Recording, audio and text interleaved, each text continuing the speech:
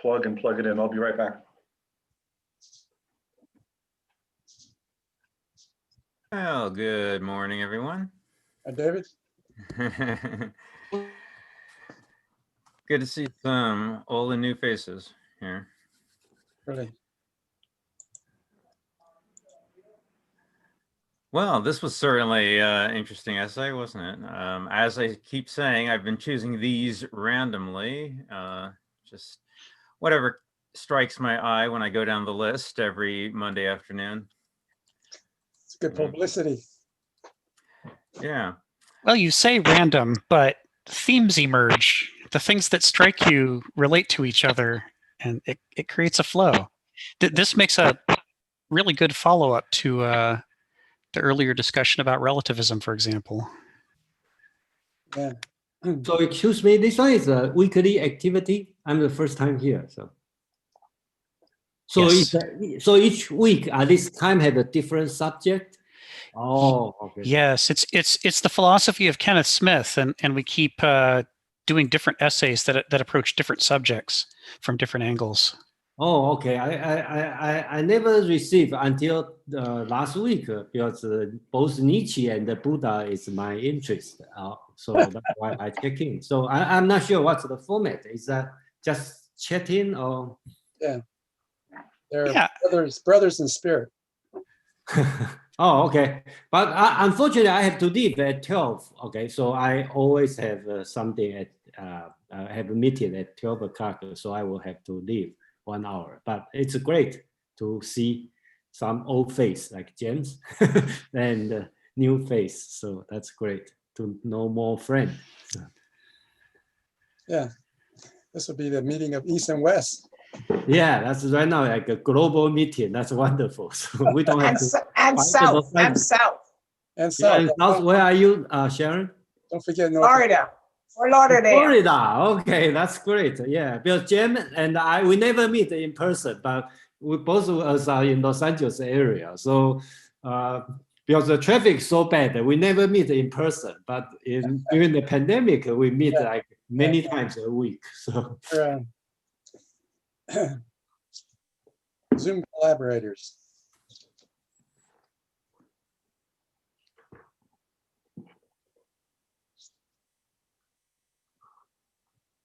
So does anybody have any comments that they would like to start off with regarding the essay? Or does Rick want to just start talking about it? Or open forum, anybody? Speak now, or? Anybody read the Russell's History of Philosophy? The what now? I didn't hear. Russell's History of Philosophy. Yeah, Oh. I read it. That's my favorite book. Oh, really? Yeah. It includes It's Lord. always with me here. Oh, you're always next to me. Right. It includes Lord Byron as one of the great philosophers. Include what? Lord Byron, the poet. Oh, okay. Yeah. That's one of the great philosophers. And he probably not include much about Nietzsche, you know. I took analytic philosophy, and we covered Russell in analytic. Yeah, for me, you know, everybody is familiar with the traditionally division between analytic philosophy and continental philosophy. Mm-hmm. Continental philosophy, very broadly, is defined as all the philosophy departments don't like. Well, I think Yeah, outsiders I think Russell's the real philosophers, the philosophers people in the general public have heard of, are continental philosophy, and the obscure ones like Quine, you know, who? The thing of it is, whenever you mention philosophy to the general public, the standard traditional image that people have of philosophy is probably really analytic philosophy. You know, all that they think it's all just people in ivory towers who are thinking of all these different ideas that have no relationship to daily life. and a lot of stuff like syllogisms and logic and P therefore S and so on, that kind of stuff. And that one class of analytic philosophy that I did take, which covered Bertrand Russell and all the other people, Frege, I remember. Yeah. Have you read? A lot of people are into that. Fine, and if you're into it, great. But David, have you read The Praise of Idleness? No. By Russell? No. Oh, you have to read it. It's not that long. It's funny, but it's brilliant. Can you put it in the chat so we can all see it, what it is? Praise of idleness. And then off Dave's point, when I remember, I was a philosophy major in college in the 90s. And that was my exact disenchantment with it, was that it felt like when I was 18 years old, that it was disconnected to anything relevant and important going on in the world. And it was a bunch of, forgive me for this, but it was a bunch of like old white guys in, Europe, just having a lot of time on their hands to talk about nonsense. That's how it felt then. Then, I mean, now with discussions with people like you, and there are a lot of people who have philosophy backgrounds today talking about race and all kinds of things that I feel like their background allows them to discuss it on a much deeper level than the rhetoric that's out there. It does have its place now.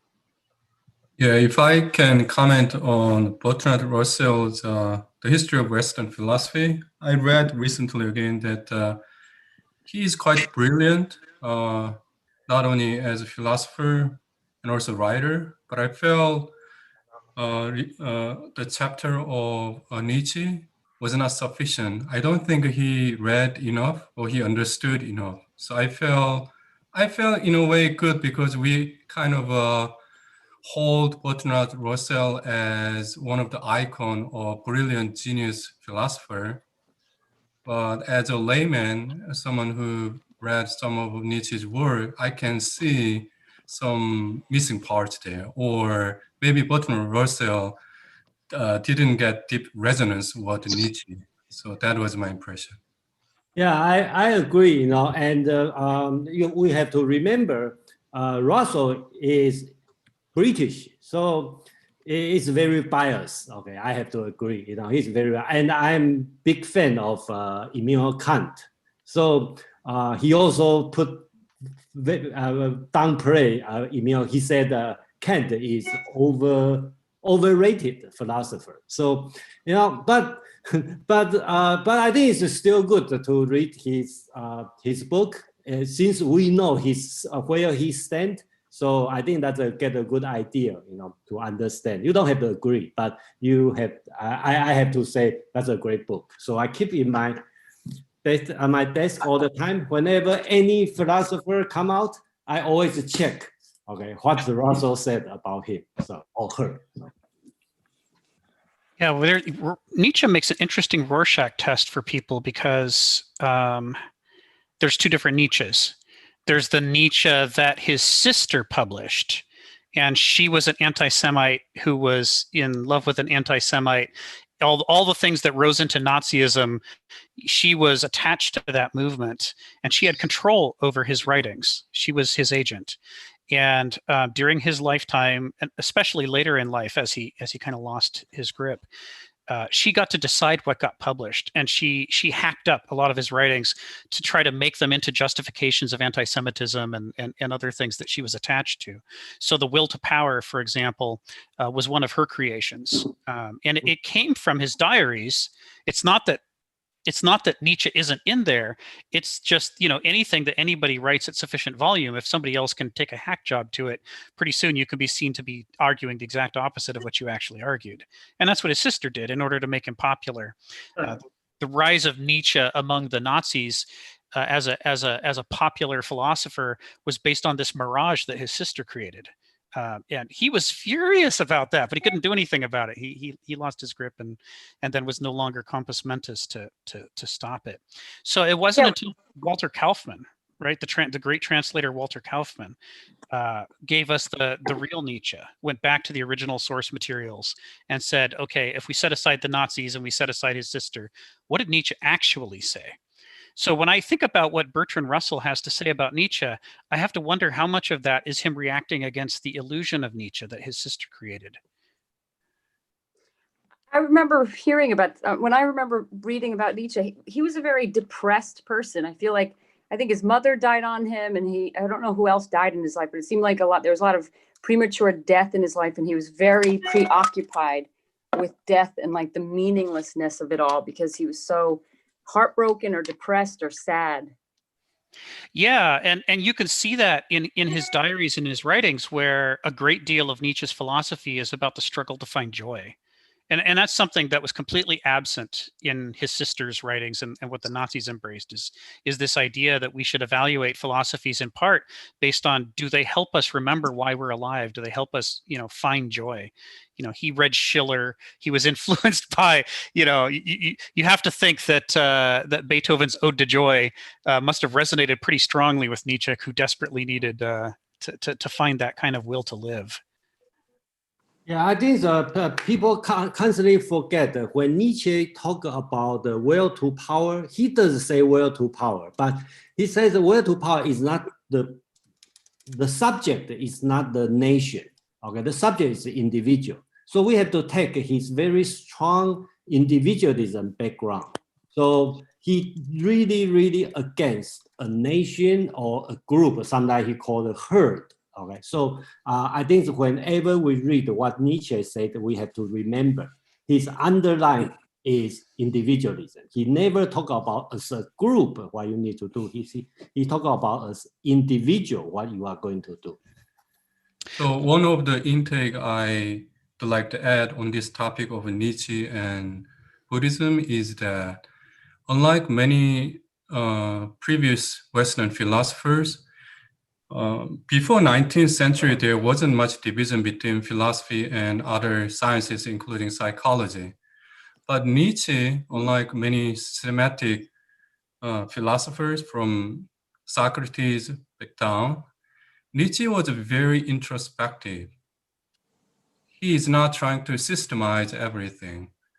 Rather, he focused on what's going on in us to some extent or many cases. So in that regard, I think as some people might say that Nietzsche is quite connected with how Buddhists see things.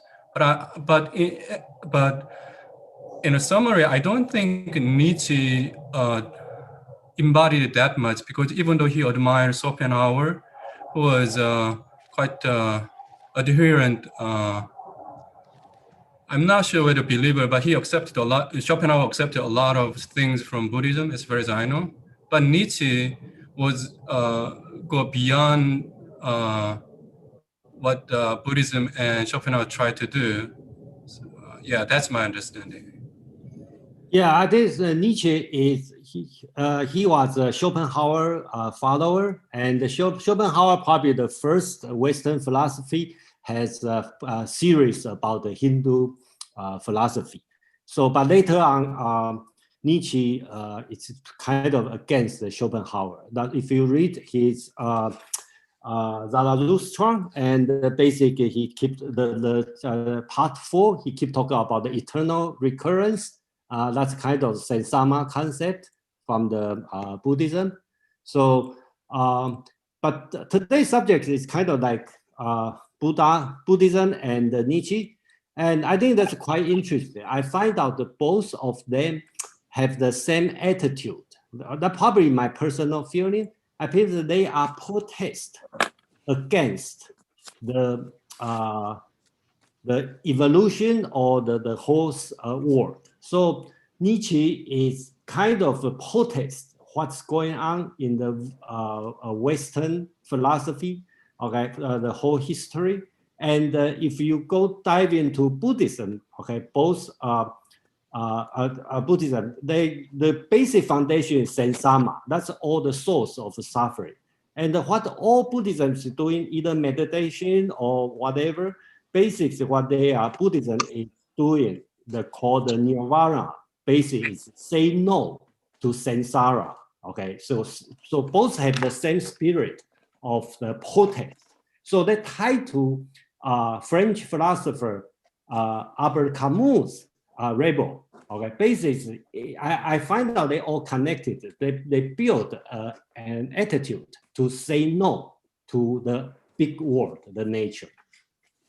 Yeah. Go ahead. I think Nietzsche is just taking the opposite point of view from Buddhism. You said Buddhism is saying no to nature. And I think Nietzsche is saying just the opposite, saying yes to nature. And nature is the embodiment of this will to power, including desire, which the Buddhists, repudiate and say no, and try to envision a annihilation of those desires and what is natural, the natural forces within us, within everything. So I'd like to reconcile the two of you, because I think you actually are agreeing, but using different words. Yes, and with a different orientation. I got the point. Yeah.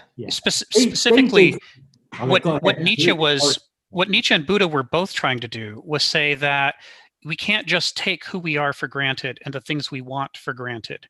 We have to question ourselves and find out, to what extent are we behaving, in a healthy, natural way, or to what extent are we behaving in a way that makes our lives worse and the lives of the people around us worse? We have to question ourselves and be able to ask, is this enough, or should we rise above this? Are there ways in which we should scrutinize our own behavior and our own drives and our wants? They're both critical of one's own wants, to say, what is the healthier, more life-giving approach? And what Buddha says is, it's more life-giving to pay attention to the fact that other people also suffer. It's not always about you.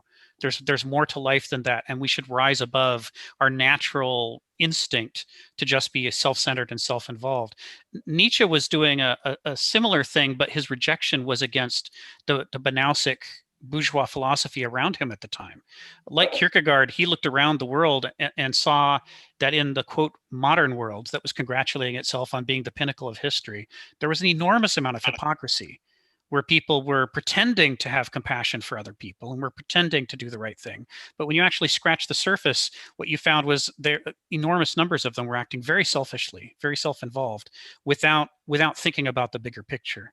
So they're both critical of sort of the unexamined self. I think that's one of the things that they had in common, is that need to transcend the self, to rise above. I'd also just like to mention about Buddhism in particular, there is a concept of radical acceptance of everything that is happening to you to transcend or rise above. So the idea that they are negating or denying reality, I think, may be a mischaracterization. So in Buddhist concept, I'm not an expert. If I'm wrong, correct me. The concept impermanence, and also along with that reincarnation. On the other hand, Nietzsche, we are talking, for example, here in English, right? If I speak certain language from 5 BC, probably nobody would understand. What I'm saying is, what's Nietzsche's background? What's his family linealogy? His background is quite theistic Christian background. His language later is conveyed that. What I'm saying is, unlike Buddhist approach, Nietzsche is not denying the theistic world. So, for example, when he talked about Apollonian, and when he was younger, he was more adherent believer of Dionysian believer. So chaos versus law, or law, regularity versus law. But he is not abandoning both of them. But with that concept, if we approach or try to understand Buddhism, we don't know how to approach it. So I think there is a big gap between how Nietzsche sees things and how Buddhists see things. So that's why I think Nietzsche at some point had to decide Schopenhauer is not fitting what I'm trying to convey, because Nietzsche didn't deny theistic world. He's attacking it, he's criticizing it for certain things, but he's not denying. He wanted to harmonize at some point, I don't know how much, but this Dionysian, messy, ignorant, chaotic world with also the Apollonian world that he see beauty. Yeah. So you mean he was not an atheist? Nietzsche has a subtlety, nuance. We cannot label him as atheist or theist. I'll give you one example. In order to understand what atheism means, it presupposes, in many cases, you need to be or have been theist.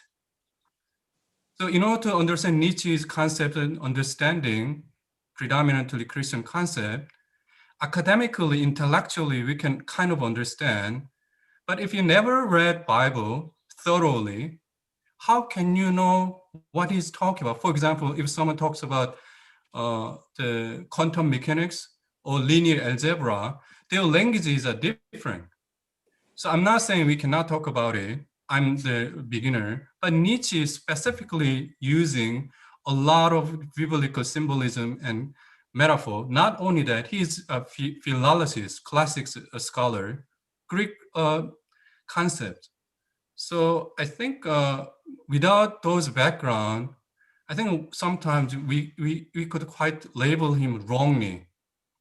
So I think whether he was atheist or theist is a big topic, but it's not that simple, I would say. Like people called him like Nietzsche as God is dead. No, he didn't say that only. The context is that people killed God. He didn't proclaim it, he just reported. Yeah, he's striking out against hypocrisy, and he's saying that the kind of Christianity that was being practiced in Germany around him at the time during the rise of the empire was basically had nothing in common with what Jesus said, that people were using him like a puppet to rationalize their own very, non-Jesus behavior. And it infuriated him. His father was a preacher. His father was a preacher who he admired greatly, but who he lost young. His mother was the other kind of Christian who's very kind of, her life was sort of tied up in knots, and she was always judging the people around her as not being worthy and herself as not being worthy, until it was really unpleasant for him growing up. And he was struggled between those two poles, and it led him to then do this big comparison contrast between what would Jesus do versus what are all the people around him at his time doing who call themselves Christians.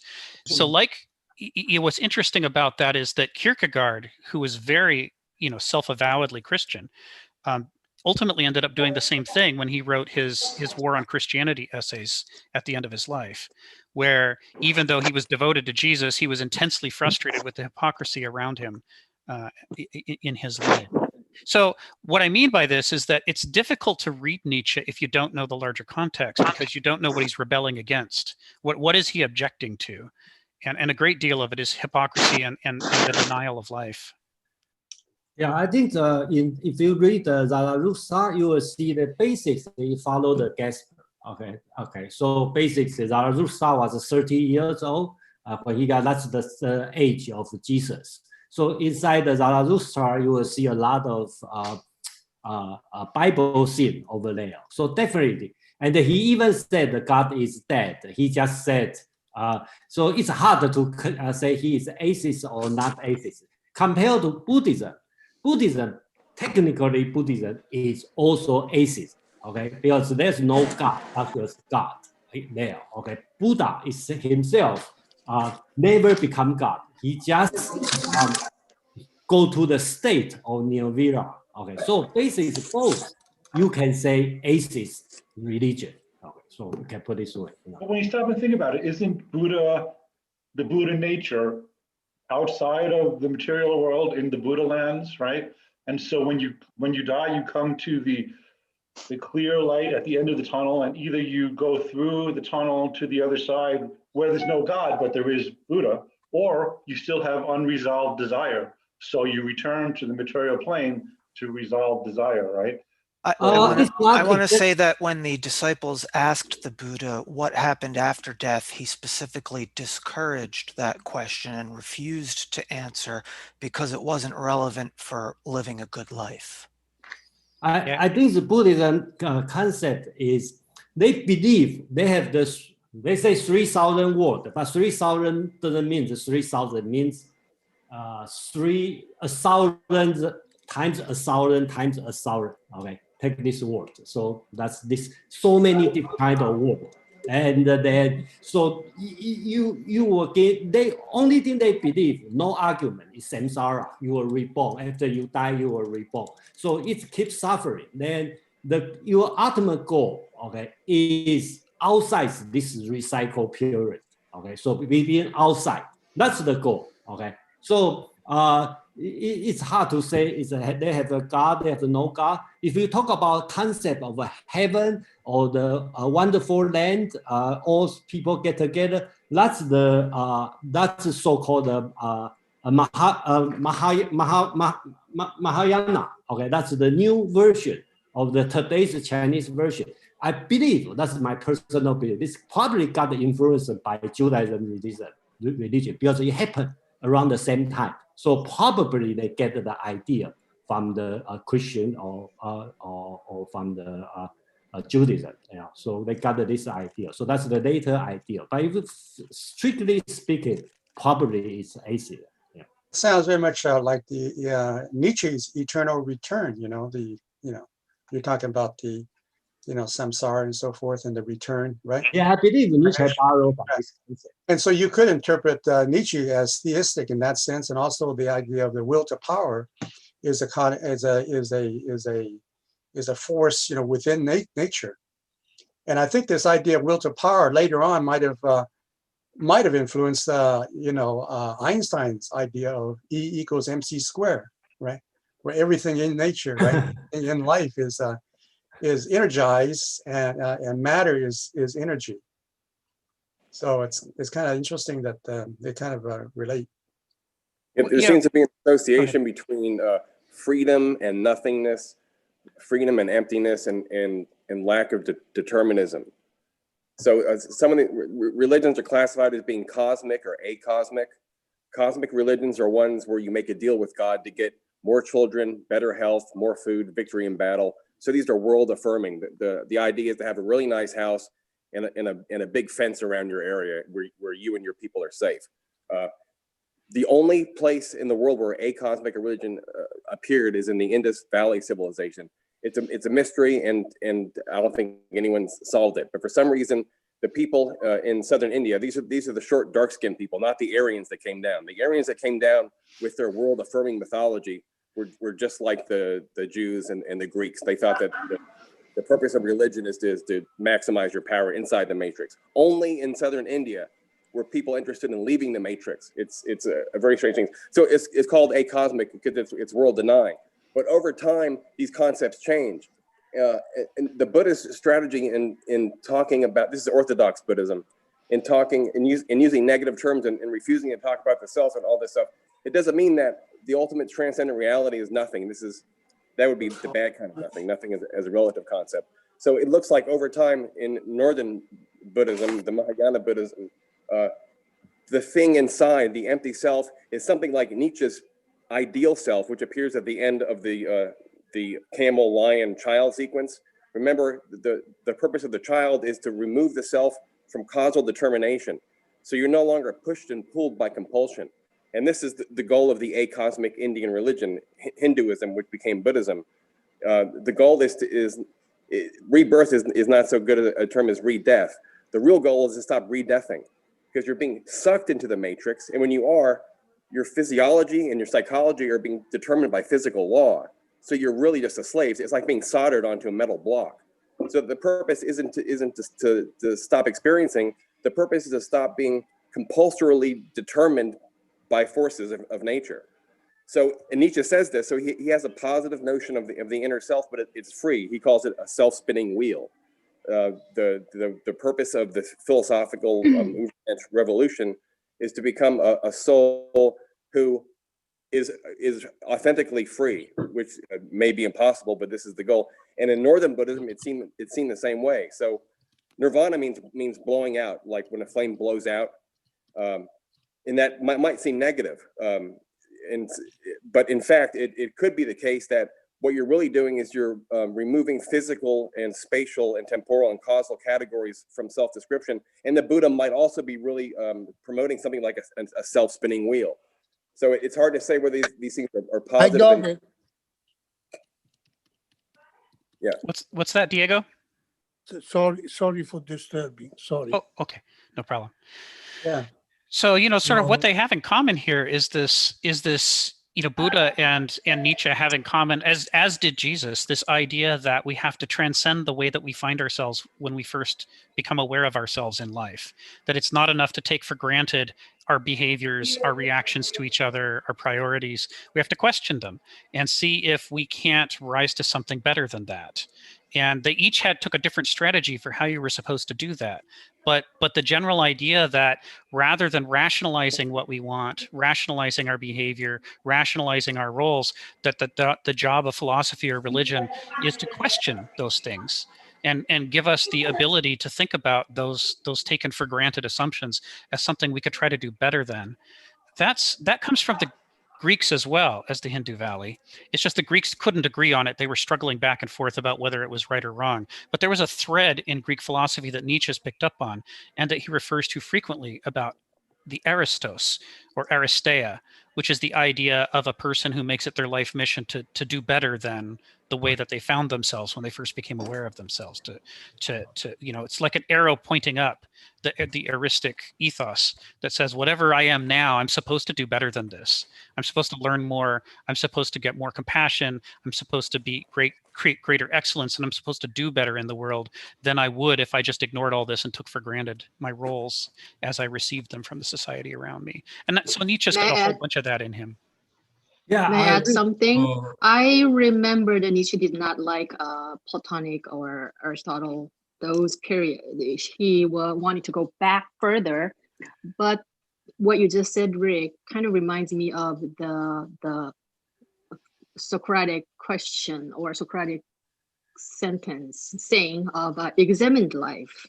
That seems to be kind of in relation to that. Yeah, that's right. Sort of the attachment to the idea of the examined life is all over Nietzsche.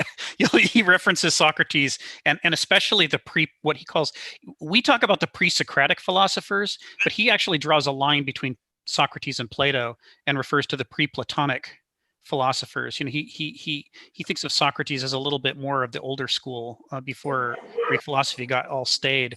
And he's exactly like you're saying. He wants to question those things. Yeah, he preferred Heraclitus, right? As instead of Plato, elevating the being, in a transcendent world, he wants to bring that down into the immanent world of becoming, right? And constantly changing. And this is an infinite, universe in which the eternal return is like reincarnation, but what returns is not the same. It's the difference. It's what's, like Heraclitus said, you can never step into the same river twice. Yep. So that what returns is the difference between between that and just like in Buddhism, instead of reincarnation, you want to reach that, elevate beyond that to nirvana, where you're outside of that cycle, right? And you could return. But it's not the identity that returns. It's the difference. Yeah. When I listen to Nietzsche saying Nietzsche's amor fati, eternal return, to me it's almost the same as, instead of karma coming back again, kind of a Buddhist idea. To me, when I hear Nietzschean saying of amor fati, what I hear is the American or modern saying that you live once. To me, it's paradoxical, but it's almost the same. You live once. That means almost same as live once, meaning live like you will be living this life eternally. So if we talk about Nietzsche only in terms of, let's say, again, Nietzsche is dealing with contrast. He's very fluid. So he doesn't want to be defined in one way. So for example, we hear like Scott and Rick, I understood correctly, the will to power or eternal recurrence in terms of Uberman concept. I think we are defining Nietzsche in a narrower sense. because when he talked about, for example, when we listen to music, he talked about similar things. Actually, we partake something bigger. It can be chaotic or aesthetic beauty. Mhm. We are not necessarily in control of music. On the other hand, even in aesthetics, when we see sculpture, let's say Roman sculpture, it can be either human or wolf, we see like Apollonian, like the form, beauty there. It's not Dionysian. So even in art, Nietzsche can see through it what works, what tension is there, how it works. So Nietzsche used the term spirit a lot, the spirit, not only will to power, will to ignorance. So sometimes Nietzsche act like a guru in a way, like Zarathustra. Something comes to us. We are not only trying to be Uberman, but I don't think he was elitism or eugenics advocate, but No. to some extent, he accepted that's the way it is. Some people seem to be born, have certain quality, higher quality. He was against democracy, actually. So what I'm saying is, if we talk again on Nietzsche in this aspect of like self-help guru, I think we are missing it. He didn't deny bigger world, like his Christian background. Something is coming. It can be music or beauty, almost like a channeling. So I think he was wondering these boundaries of the identity and the limit of identity and beyond the identity or the boundary. Yeah, he saw life as a kind of a divine throw of the dice, and that you have to play the cards that you get, you know. And that's what he meant by, I think, amor fati. You know, you have to live out what your destiny is, you know. And that's the, you know, and you can do that by embracing the eternal return, knowing that you're not going to be, you know, coming back the same person as before, but you know, the will to power is there in nature, in all of the life in the universe. Yeah, I like what Rick used the word vertical. Okay. I think in the whole concept of Nietzsche and Buddha, the one thing I think my feeling is vertical. So in Nietzsche's view, the evolution should go vertical. We always go vertical, and the human should be a vertical race. Okay, so I think that's a very good concept. And same as, let me think back to Buddhism's nirvana. Sounds like samsara, return, sounds negative, but they have a positive side. Because since I always like to think today's situation, we are being controlled by the evolution power, the Darwinism power. Okay, so we keep going, and Darwinism, evolution not necessarily bring you the happiness, but we still pursue happiness. That's kind of the say no, and the kind of like, you know, bring us up. That's the spirit I like.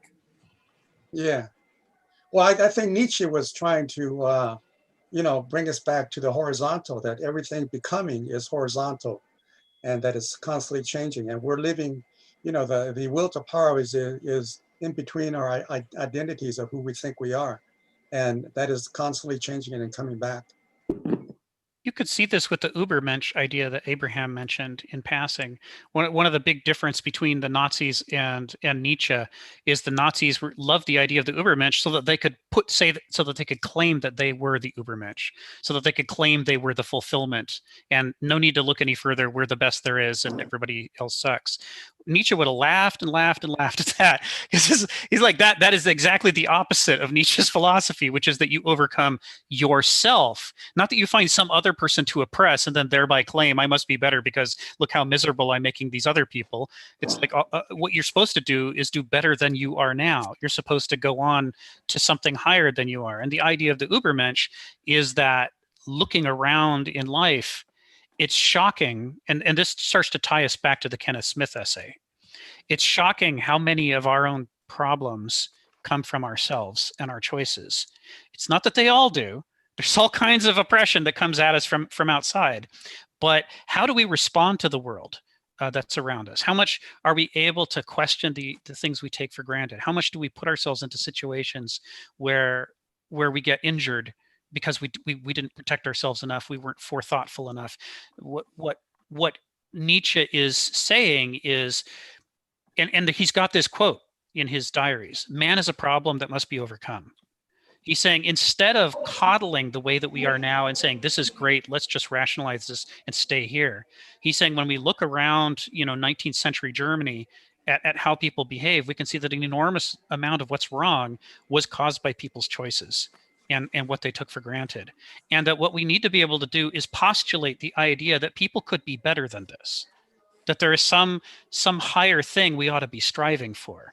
And so he named that the Übermensch, not to say, and behold, I'm the Übermensch, or Bob's the Übermensch, or that Nazi over there's the Übermensch. That's the opposite of what he meant. He meant, no, look where people are now, and above that is the Übermensch. And what we should be doing is striving to do better than we are now to achieve that. But if anybody actually said, behold, I'm the Übermensch, that's a refutation of the Nietzschean philosophy, because that's a man who's saying he has nothing to overcome in himself, that he's arrived and he's done and he's godlike. And go ahead. I'm sorry, Yeah, Rick, go ahead. He is a Ubermensch. That means in the Zarathustra, he called the last man. Okay, that's he complained about the current people.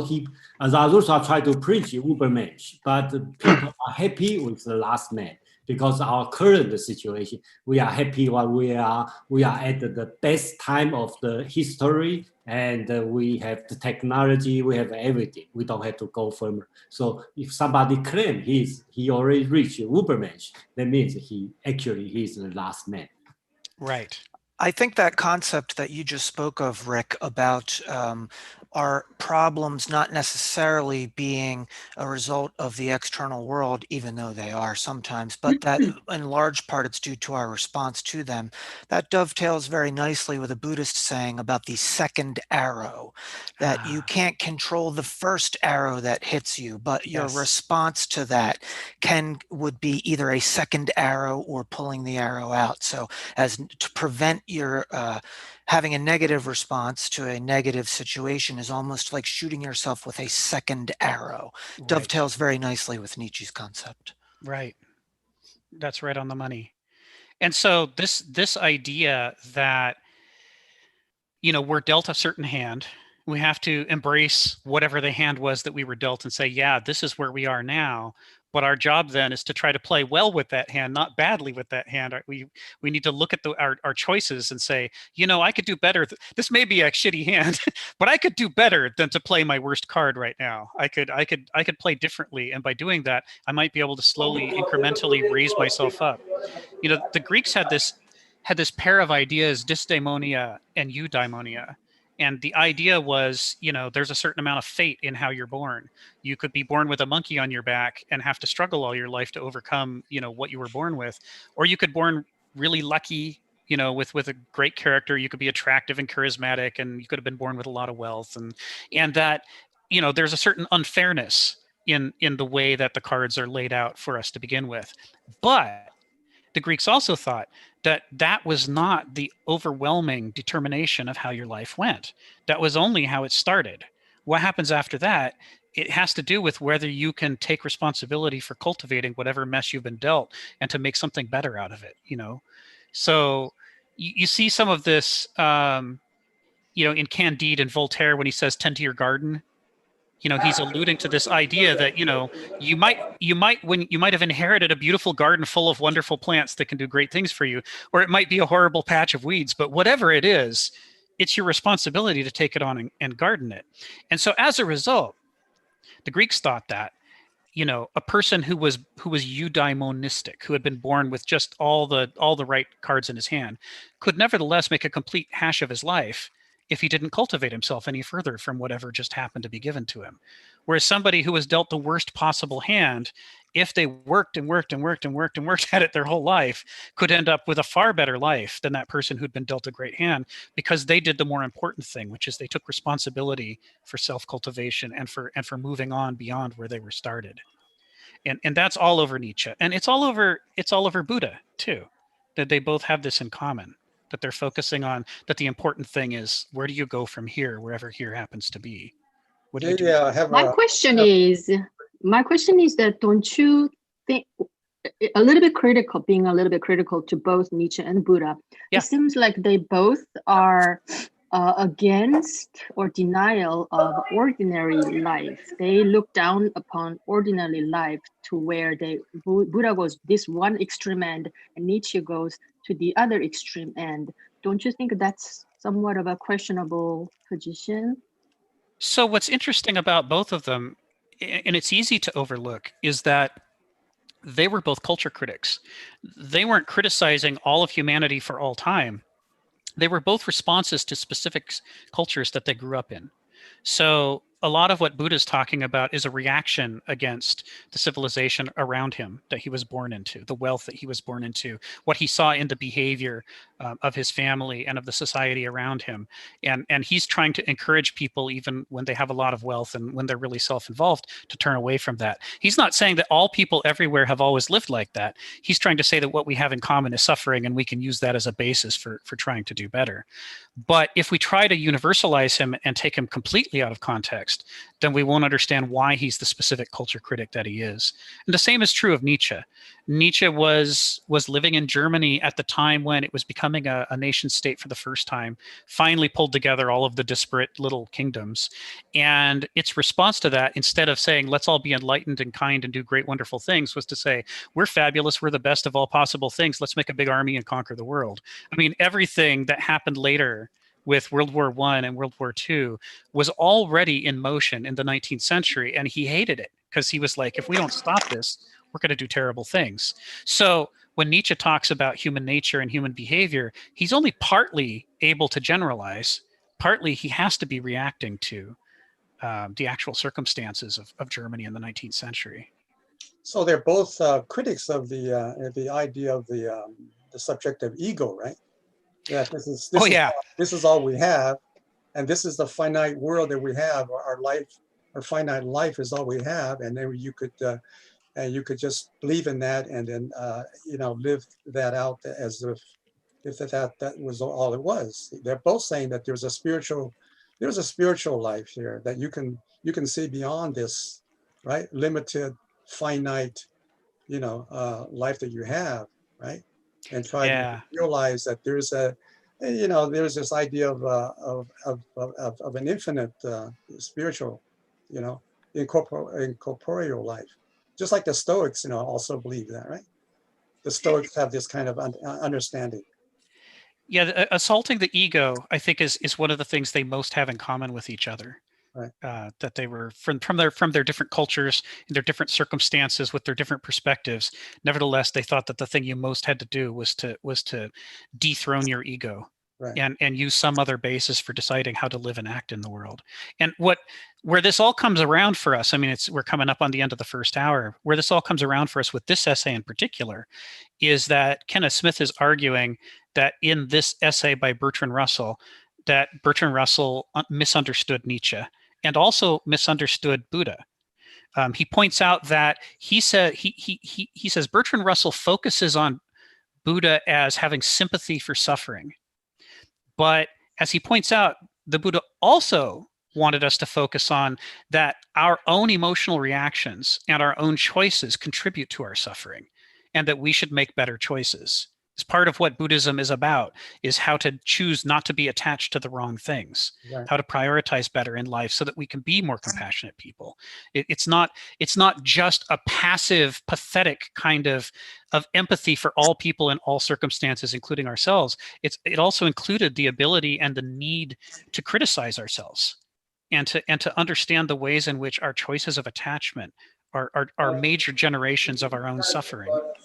And when Russell does this essay, he doesn't quote any of that, right? He that's like erased from Buddhism, and all he's focusing on is sort of this endless, infinite compassion for all people in all circumstances. So he makes Buddha seem quite at an extreme of I love everybody no matter what for whatever reason, and the end. And he does the opposite with Nietzsche. And he does that partly because he's receiving Nietzsche through Nietzsche's sister's distorted writings. So he doesn't know exactly what Nietzsche is actually saying. But nevertheless, what he's doing with Nietzsche is saying something actually remarkably similar to the Buddha in this circumstance, which is, we have to take responsibility for our choices. Our choices contribute to our misery. And if all we do is pathetically feel empathy for all people in all circumstances, then what it means is, even when you're in a relationship with an abuser who's beating you up all the time, but who's always saying, oh, woe is me, you wouldn't know my trials and sufferings. Oh, my anger, I wish I had it under control. You don't have a right to tell me to stop hitting you, because you should have sympathy for my need to strike you whenever I get angry. Now, if that sounds extreme, anybody who's grown up in an abusive family, like I have, knows that is the exact dynamic all abusers always use. They want you to focus on their suffering and why they have a right to hit you. And they need to do that. And, and maybe it's not even within their control. And, they might apologize one moment and the next day they're hitting you again. And what Buddha and Nietzsche are both saying is, you really can't just indiscriminately say, I love you all no matter what you do. Mm-hmm. You have to say, I can have compassion for you, but still demand that you examine your behavior and demand that I examine my own behavior, and that we strive to do better tomorrow than we did today. So they have that in common, and Russell's sort of erasing that in this essay. Right. And that's what Kenneth Smith is taking him to task for. I just want to ask if anybody knows if Buddhists today use email. I know Buddhists who do. Okay. Well, they never do. But without attachments. I see what you did there. I have a question. It's a slight tangent. Thanks everyone for all the great insights. My question, I guess, is generally to Rick, but anyone can feel free to chime in. Specific to what you talk about, kind of the background of the German unification and kind of the rising nationalism, and then eventually kind of led to growing influence and dominance, and then further expansion. What are your thoughts, or perhaps you maybe already read about this?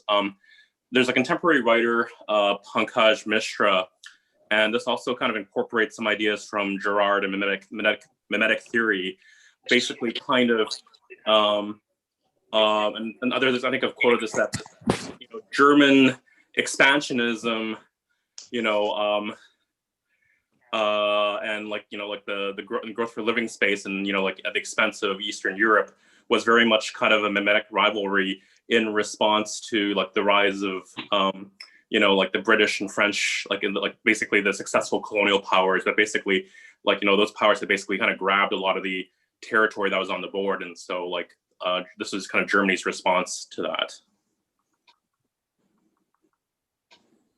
Yeah, I have to think about that, but I certainly that's part of what went on with Germany and Italy, both of whom eventually became fascist, is they were both late to the game of nationalism. They remained, their components were too strong. They were, Italy remained city-states until shockingly late, and so did Germany in its different cantons. And so when they finally got around to overcoming that, they didn't overcome it gracefully or gently. They overcame it ferociously and became ultranationalists who then were late, as you said, late to the game, looking around the world at the game of colonialism and going, oh my God, we haven't claimed enough of other people's stuff. The way that France and England and these other countries have, we must become like them, only do better than them, and maybe take over. Maybe we can take them over, and that'll show them who's boss. So again, sort of the inversion of the Übermensch there by claiming to, we're going to prove that we're the best through our conquests. So if I remember correctly, I've read several books of Erich Fromm, who is known for Escape to Freedom. Especially that book analyzes what was happening in Germany during the World War II or before that, the psychology of people. So I think if I understood the book correctly, if I can stretch that understanding far back to 19th century, answering to that question, that I think the Germany and Italy, unlike France or the Britain, since they joined later, they didn't have enough bumper, which means people's consciousness, general public or middle class, to be ready for the change. So because of that vacuum or strain from other countries, demagogues or rulers or who can see the psychology of the mass could capture the momentum. So people like almost like a like swept into this the vacuum, because it's between, let's say, the traditional society and this new more of middle class, democratic, more discourse-based culture. So I think especially Russia and also later, Russia joined the latest, but Germany and also Italy culturally were not fully rich enough to accommodate that. So that's my understanding of the book. Yeah. It's certainly a very complicated subject, but yeah, it's the one of the more, I guess, revealing things about World War II is looking at the roots in World War I and the ways in which the rise of ultranationalism after World War I was a response to the hideously punishing conditions imposed by the victors at the end of World War I. Leading to just a completely out of control economy and a horribly shamed nation that then was driven to do something extreme in order to overcome those extreme constraints. There's this kind of action-reaction thing that goes on in history that's sort of terrifying, but it's sort of, but when we apply that to Nietzsche, part of what we're seeing is that if you look at Russell's critique of Nietzsche, he has taken for granted the Nazi perspective, the pre-Nazi anti-Semitic ultranationalist German perspective, that Nietzsche must be saying the things that the ultranationalists wanted to hear, because that's how his sister was cutting up and republishing his work. When ironically, Nietzsche was the most savage critic of the rise of ultranationalism and anti-Semitism. He wrote relentlessly about just the evils of anti-Semitism and how much contempt he had for it, how much he despised it, how much he admired, for example, a great deal of things from Jewish culture and the ways that he thought Jews had a more sophisticated relationship to their own culture than the everyday Germans around him did, that they were more critical, they were more questioning, they debated, what things meant instead of just taking everything for granted and trying to reach a consensus the way that the people around him were. Say that again? Oops, sorry. Oh, okay. So, I think it's when it comes to the history of philosophy, the things that happen around Nietzsche and the way he's perceived is sort of one of the great examples, and we need examples like this, of what Lucas pointed out in the chat when he talked about the way that Nietzsche gets turned into a Rorschach test, and readers can sort of pick and choose what they want to see in him, even though he was trying to say specific things at specific times. It's just too easy to go into Nietzsche and cherry pick out the parts that seem to make your own argument justified. Even if your own argument is diametrically opposed to everything he stood for, you could still cherry pick out the things that make it seem like, oh yes, he totally was in favor of Nazis. Yay, let's go be Nazis. And there he is spinning in his grave going, for the love of God. What does it take to say a clear sentence that somebody can't turn into its opposite? I'm curious about this because I misinterpreted, because I'm not familiar with his work at all, and I'm not, can people hear me? Yeah. Okay, because I wasn't familiar with his work at all, and I'm not familiar with a lot of the stuff that's being discussed. I don't have knowledge of it, but I guess the first sentence of whatever we read was something like, if I have any concern for somebody, and if I have any concern for, it kind of contrasted, okay, so there's some people that you have no concern for. And then if any, it's like, is there any water in that glass? And it's like, if I have any concern, the first sentence felt to me as somebody that was kind of broken inside. And I feel like it's more of a hard boundary that he has to have because of everything that he's been through. And on the other side, with the Buddhism, I feel like it can become like a bleeding heart scenario where people let people overstep their boundaries. Kind of like, you know, some of the Buddhists have spoken out that they wish they had fought back and not let all the monasteries got destroyed after the fact. Like, you can't have so much of the other person of me to the fact that there's so nonviolence that there's no boundaries, kind of thing. So I was seeing it as understanding how people, now I'm understanding by listening for the first hour, the connectivity of what they're saying and the essence of what they're saying actually being not in disagreement with each other, of what they were saying at the time that they were saying it. But as we as people misinterpret everything and take the shadow side of things because of our own error, I'm debating in my mind where that lays with myself, like where is the hard boundary in the bleeding heart, you know, within my own life, and like how to determine that. And I really value, there was a sentence towards the end of that paragraph, which I guess was by whoever, Marshall, whatever it said, maybe discovering where that boundary is in our feelings. And I really appreciated that thought, because I was like, well, maybe it's in my we can trust our feelings to know where that boundary lays. Because societally, there is kind of like this coldness that can be tyrannical, and then the subservience of compassion gone wrong that it becomes complacent.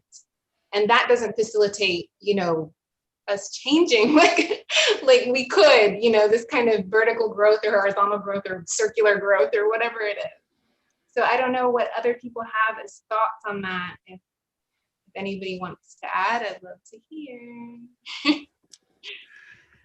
Those are good issues, Claire. Who wants to respond?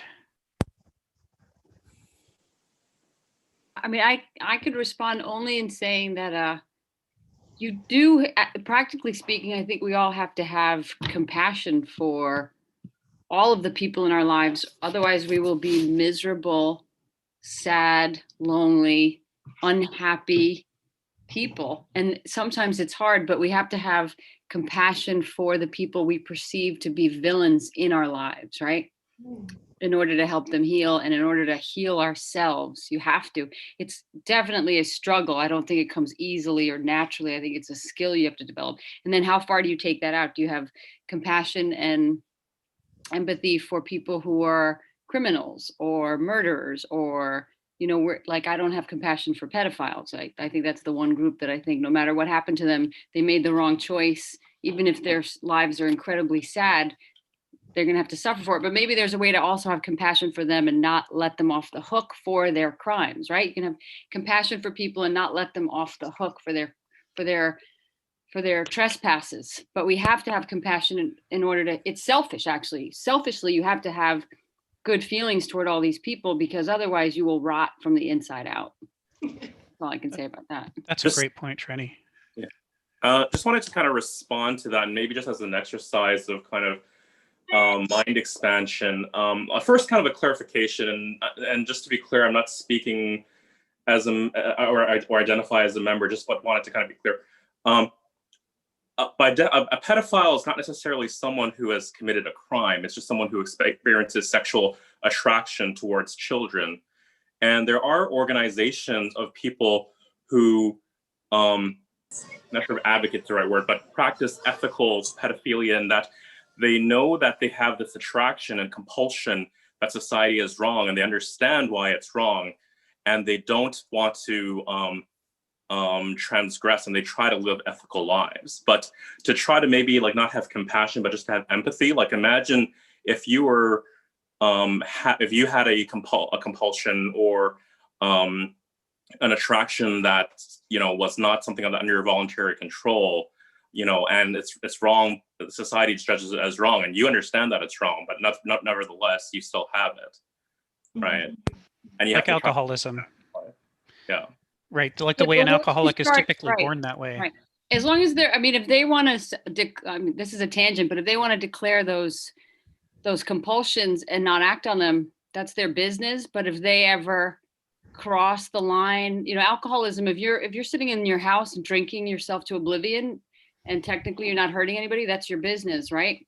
If you're shooting up heroin and you're not killing anybody, that's your business. But if you are, a pedophile by definition, if they're acting on it, they're committing crimes on multiple levels to another human being that doesn't have the ability to advocate for themselves. So No, I guess it doesn't matter to me what they want to say about it. I don't really care.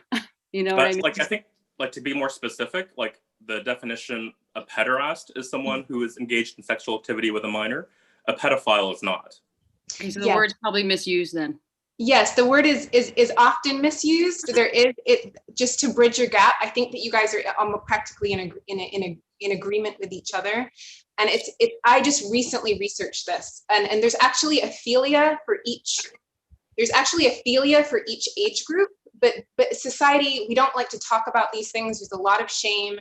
Unfortunately, that will increase the likelihood of poor action by people that have these tendencies.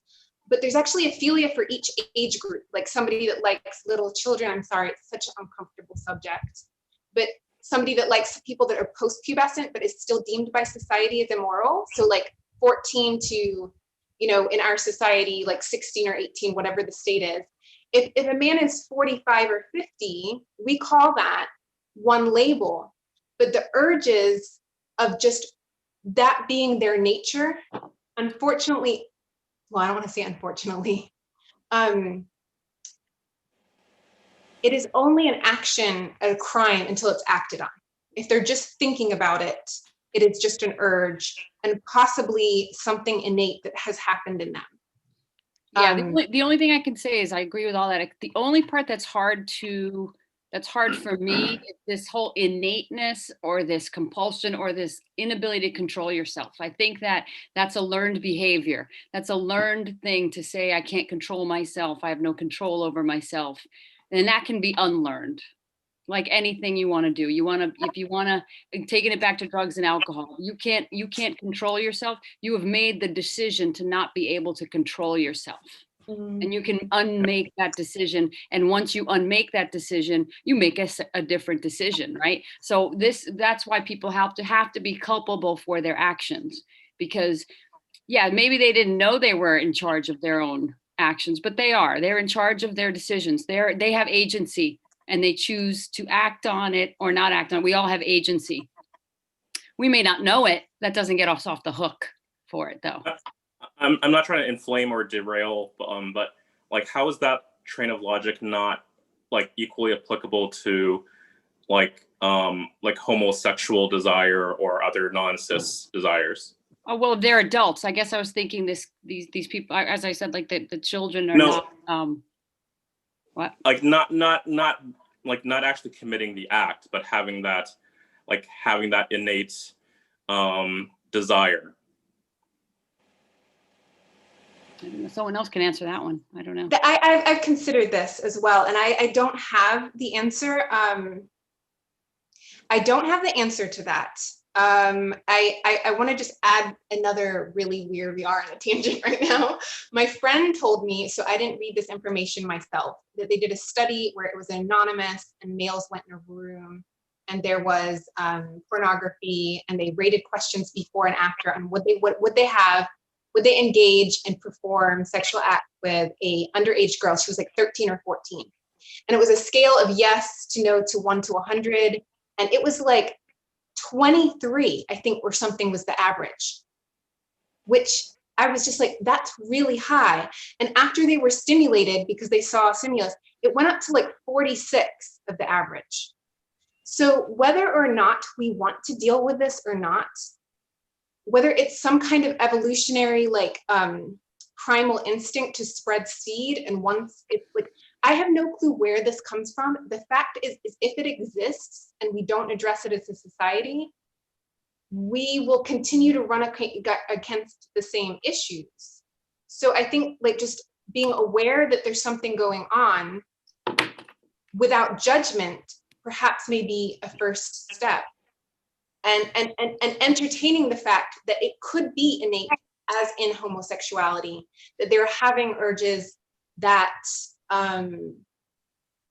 is part of who they are, And whether they choose to act on them then becomes, I know, because it is inflammatory, because I think homosexuality is like beautiful and loving. And then I think the other thing acted on is damaging.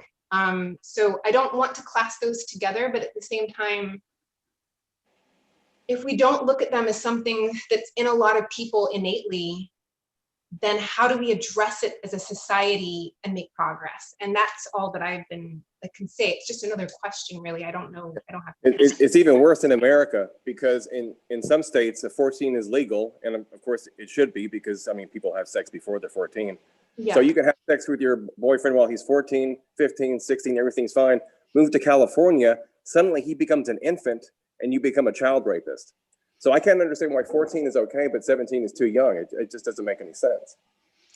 So to bring this back to the essay, where this is actually a useful example, because what it shows us is the limits of relying upon our feelings to try to resolve these issues, right? Because if you answer the question, should I have sex with a 14-year-old based on your feelings, then it depends on which feelings you were born with or have arrived at, whether you do it or not. This is actually, he makes this point in the second part of the essay. He talks about the fact that, it's not that feelings are bad and that people shouldn't have feelings. It's that feelings have a certain role in our lives that they can play at a healthy level. And then if we try to stretch it beyond that, if we try to, for example, make feelings alone without any other help the basis for a society, what we discover is that they can't be the basis for anything. And the reason is our feelings flow and change, and they differ from us. Multiple people can react to the same situation with different emotional responses. And so and with different responses at different times. And so you can't make a society, that can't be the structure of your society. You have to allow for feelings. You have to acknowledge feelings. You have to know that they're there. You have to incorporate them into your lives. But you can't say that that's going to be the sum total of how we make decisions, because it's just a chaos of flow and shifting. And so it doesn't give us an answer to questions like pedophilia or far less inflammatory situations. It doesn't give us answers to questions like, should Germany invade Poland, right? Which Germany made that decision partly based on feelings. They felt like they needed to prove to the world that they were a big, powerful new nation, and they were going to demonstrate it by, kicking ass. And that was a terrible basis for a decision. So the question is, while they were winning, it was a good decision for them, right? When they started losing, it became a bad decision for them. And that's when they evaluated at an emotional level. But then when we take a step back and evaluate it, we can say even when they felt good about the invasion of Poland, it was still a bad decision, because all the rest of what was going to happen was already in train. And because how the Polish felt about it was also relevant. It was like they were just drawing a little circle, and trying to say it's good because I felt good right now at this time. So you'll notice in these two essays, he uses the terms doulos, banausos, and aristos. I'll put those in the chat so we've all got them. And what he's just 1 second, Rick, before we move on. Sure, Jyoti. May I just? I'm sorry, I'm outside, so if you hear any car sounds, just in terms of action and feeling, I think he speaks at one point about like what comes first. I mean, do you feel first and then think about it and then do an action? Or do you act first and then think about it and then you're like, ooh, what did I just do? So there's a lot involved there between those three perceptions. I just wanted to put that in there, like, you know, which is happening first? Are they happening simultaneously? Do we know? Does it happen differently in different situations? So, I mean, there is like, we can't classify each that I feel like this, so I do this, or I think this is good and I do this, and then this is how I feel about it, or, you know, just I think there's a confusion in society today of the difference between thinking and feeling. And I'll use a very simple example of that. I taught, after I retired, I taught at a university business school, not sociology or philosophy, where, you know, there's right and there's wrong, and there's actions and there's feelings. And the students kept saying that in response to questions. Well, I feel this. I feel like they should do this. And I would always say, I don't really care how you feel in this class. What do you think? And I think we in our society confuse thinking and feeling. And that goes to this three-part issue that Kenneth Smith is bringing to bear, and that he repeatedly mentions in both parts of this essay, which is we need to be able to bring multiple dimensions of perspectives into the situations that we encounter. If we attempt to reduce them down to just one, for example, only feeling or only thinking, we'll find that each of those modes, which he calls doulos and banausos, is liable to, it has certain strengths, but it's liable to certain characteristic weaknesses. So if someone only goes through life emotionally, then if they make it a philosophy that they're supposed to reduce themselves to only having feelings and letting the feelings be in charge of them, and the rest of them is the servant of their feelings, then what happens is they get a life full of catastrophes that are caused by their momentary reactions and impulses, and by the feelings that they inherited from the way that they grew up that they didn't make any choices about. So how much of the way you feel is due to the culture and how it's acculturated you? How much is due to your family dynamics and what's been going on in generations within the family? There's a huge lack of freedom associated with letting your feelings be entirely in charge. But this is where the criticism gets interesting. In our culture, we frequently criticize feelings, but we don't as often criticize thinking. And Kenneth Smith criticizes thinking as well. He says there is a understandable overreaction that Apollonian societies like ours fall into, where they say, well, if feelings can't be 100% the guide for all situations, then I don't ever want them to be the guide. I don't want to listen to them at all. I'm just going to be like Spock. I'm going to stuff them down and try to be a completely logical, rational person and make all my decisions based on thoughts. And what Hegel and even Heraclitus, but I mean Nietzsche and Kierkegaard and others have pointed out is if you try to live that sort of life, you will also engender catastrophes. They will just have a different character to them. Like you'll be inclined to develop atom bombs and drop them on people because intellectually it makes sense. You have the theory's worked out. You can look at warfare as a strategy, a completely non-emotional, intellectual, how do I go about winning strategy, and then you can commit these horrible atrocities without ever feeling bad about them. Like the death camp. The guy who ran the death camp in Nazi Germany, who when tried it at the Nuremberg trials didn't understand why everybody was upset, because after all, when he got there, it was so inefficient. And he fixed all that. And he made it very efficient. And so it was killing people really fast like it was supposed to. And therefore, he should be praised. Right? This is a Banausic perspective, right? Where you slip so far into thinking that thinking can be your master and in charge of all your choices, that you do things that are emotionally repugnant, because after all, your thoughts have led you to them, and now you're slave to them. He says both of those modes are deeply dangerous. Human beings need to be more complete than that. It takes more than just feelings, and it takes more than just thoughts to be able to arrive at sane, rational, healthy decisions. The only thing I want to say about that, just one thing. I've read a lot of stuff that I've read a lot of different things that when you meet someone, you decide we all decide in the first 7 seconds of meeting someone, 1, whether we trust them, and 2, whether we like them. In 7 seconds. It's very instinctual. It's not based on anything verbal. It's all body language. Is that a feeling? Is that just an instinct, or is it a thought? Well, we don't know. Or is it even true? Well, it's very true. But I don't have the data. No. I don't have the data here. Or is that from there's a lot of stuff out there that proves it. Subconsciously, it is very true. And I do have the data somewhere. Just to combine Rick and Shreni's, I hope I'm saying your name correctly, comments, is that the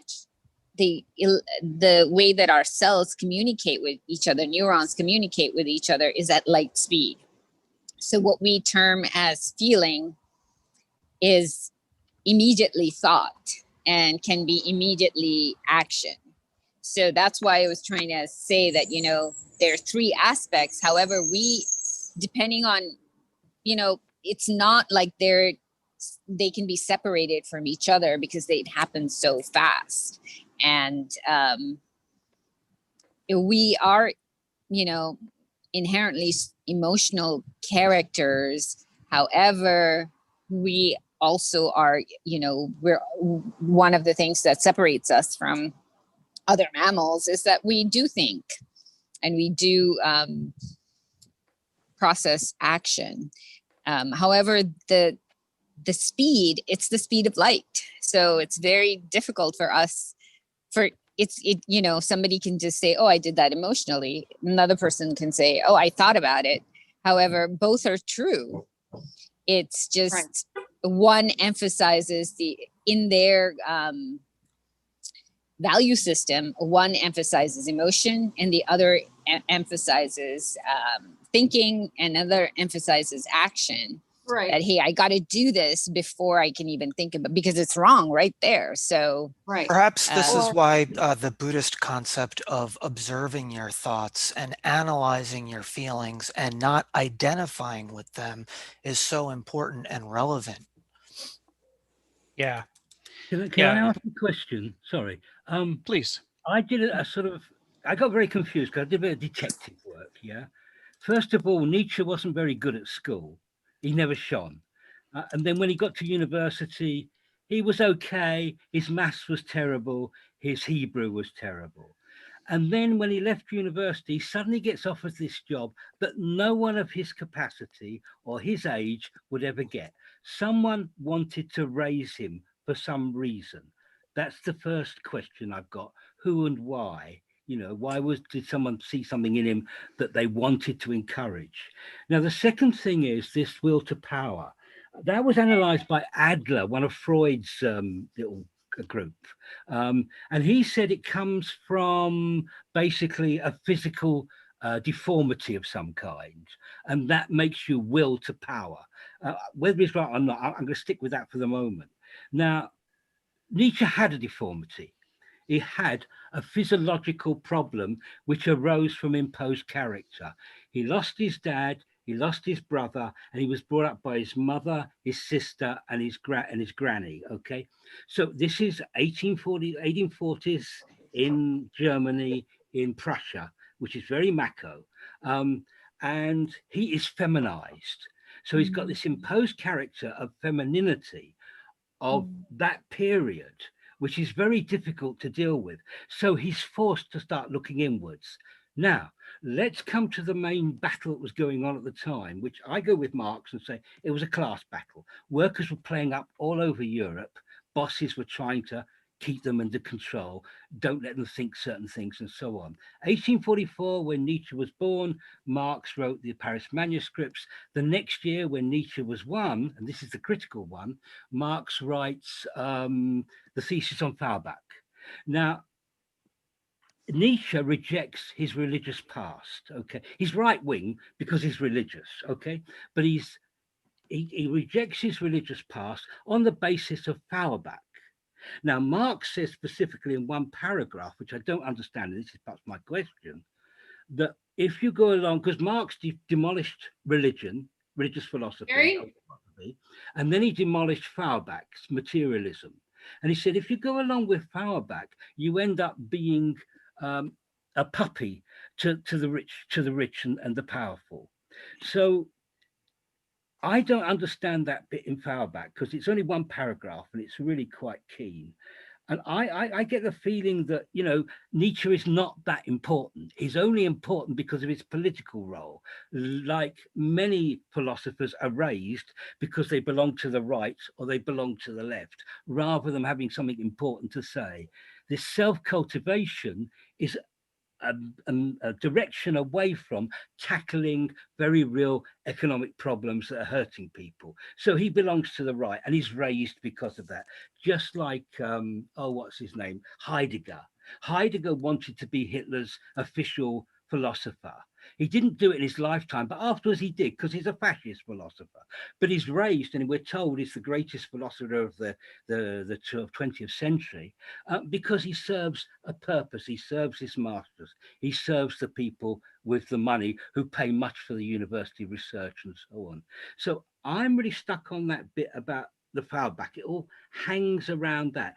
Did he, when he rejected religion by using Feuerbach, did he fall into this trap that Marx identifies of that type of materialism actually leading you to be a class collaborator, you know, a plaything of the rich, and so on. And does it center around this self-cultivation, which is fine if you're not actually starving and you're not dying and you're not being mutilated by work and so on. And I think if you don't put it into that context of that period, which was big, I think we're missing something. I can't quite work it out. So I've just put my little story and left my question. Thank you for that, Michael. So it's easy for us to read into these philosophers whatever will make them fit in a tidy way with our own political philosophy.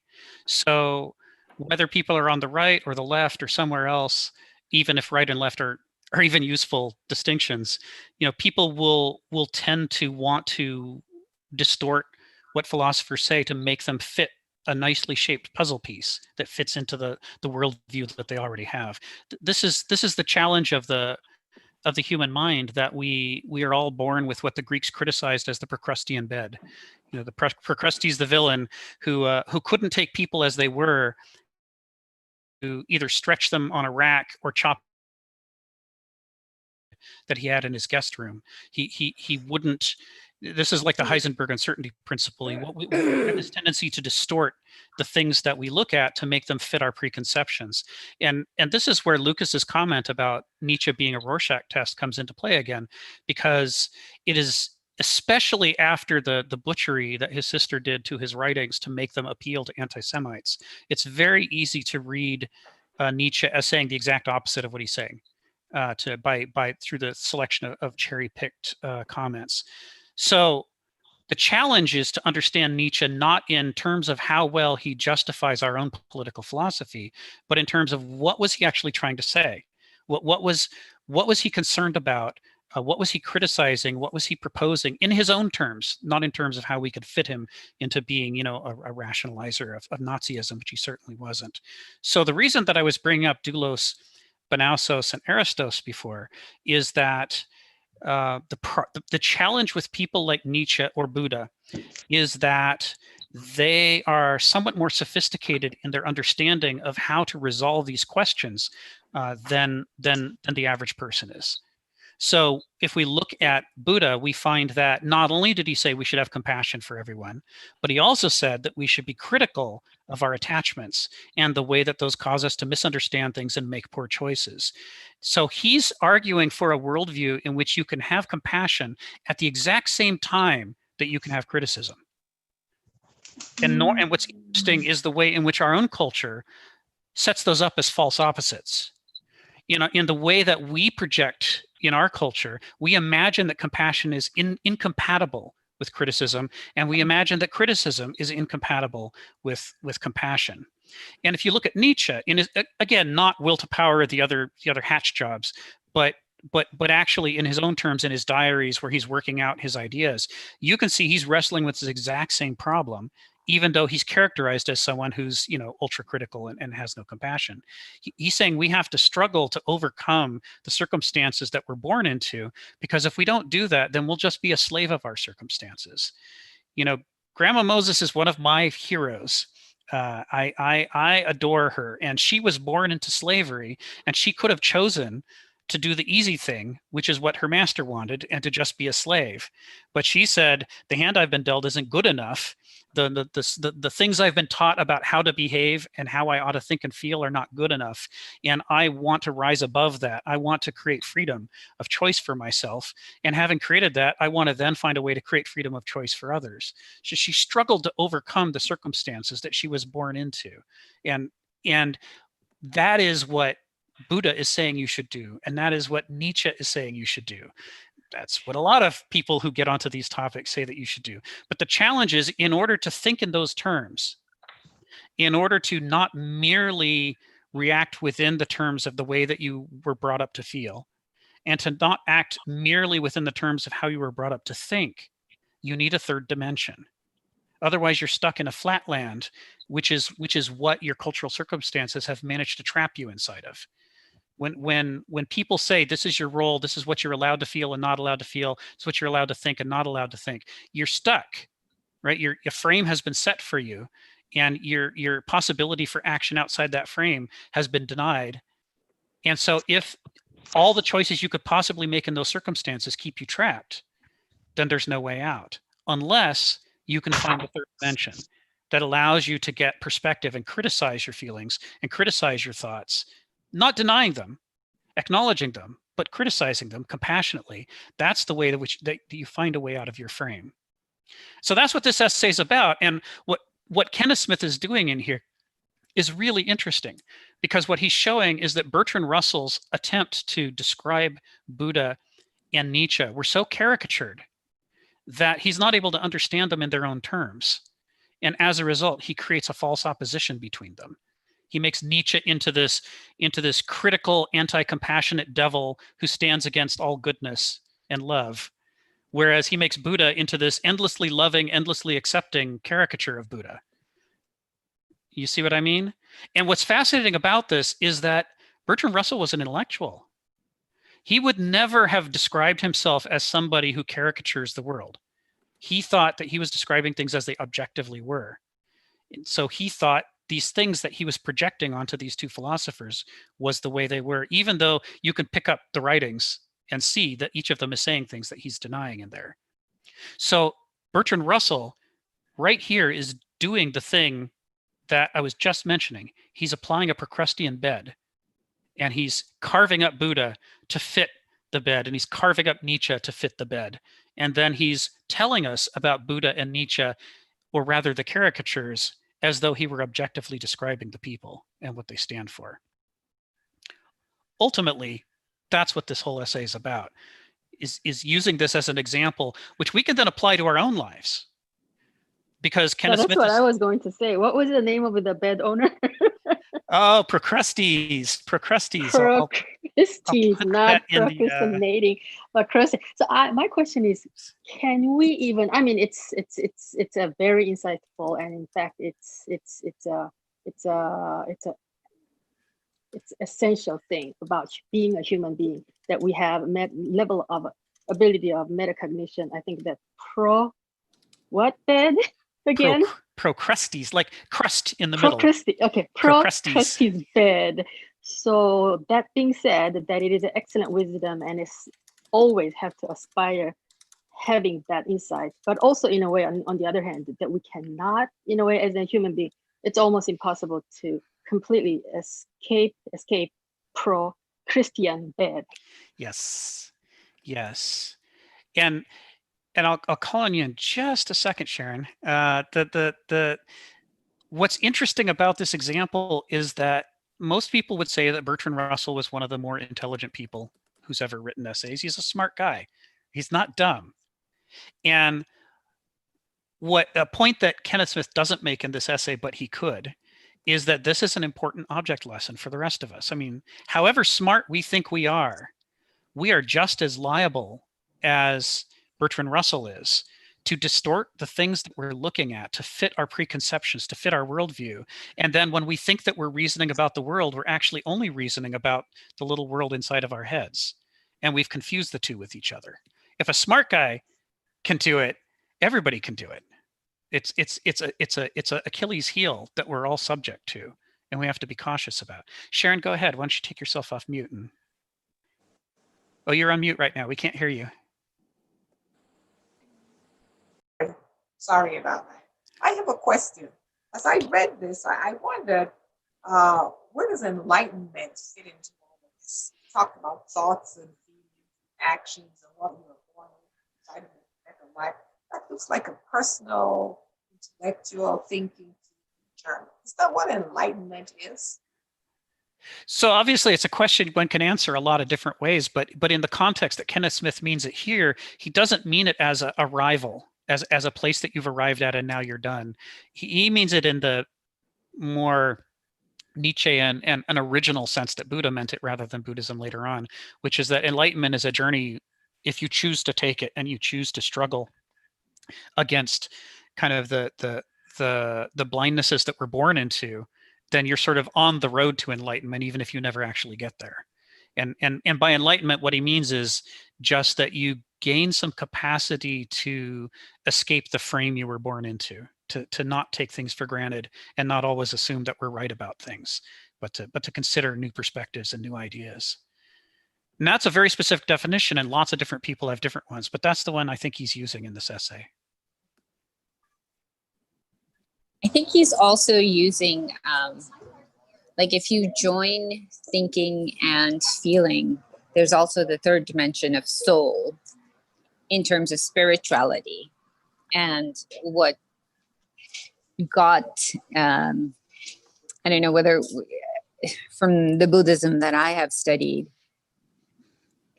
definitely there was a spiritual aspect in terms of, achieving nirvana or freedom from thought and feeling. So Rick, you were talking about a third dimension. And then I don't know if he brings it up in these two, but I think Kenneth Smith does bring it up in other of his, like the aphorisms that we read is like the dimension of body. I mean, feelings, thought, soul all live in the structure of our body.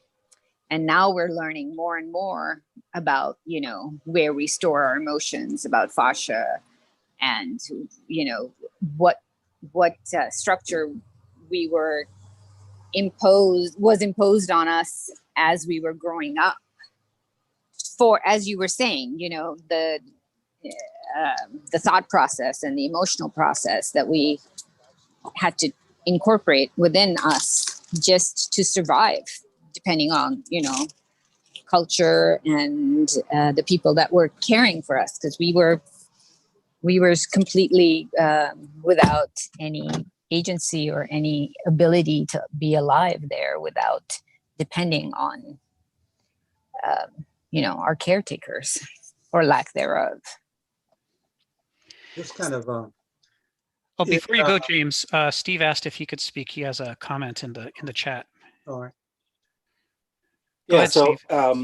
your point, Rick, I think is well made about what is a credible source then. So if you take a look at, you think Bertrand Russell would be a credible source, and he's wrong. Yet in our society here in the US, we have so many incredible or uncredible sources that people use to make decisions on things, unimportant, like how I'm going to vote. It just really makes today's society with the internet, even these Zoom meetings, these meetups that are on Zoom. I make decisions during the meetup as to who I think is credible. I don't know if I'm right or wrong.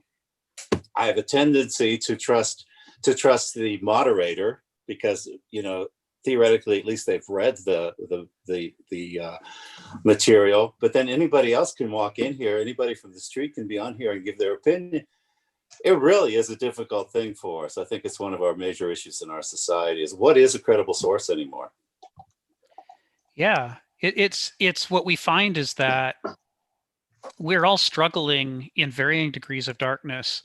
Nobody's got all the answers or even most of the answers, right? It's part of the human condition that we live so briefly and that we're so trapped in our individual perspective that the many things that other people have figured out, but that aren't accessible to us from our perspective, we don't have access to unless we work together to try to overcome the limitations of the thoughts and feelings we inherited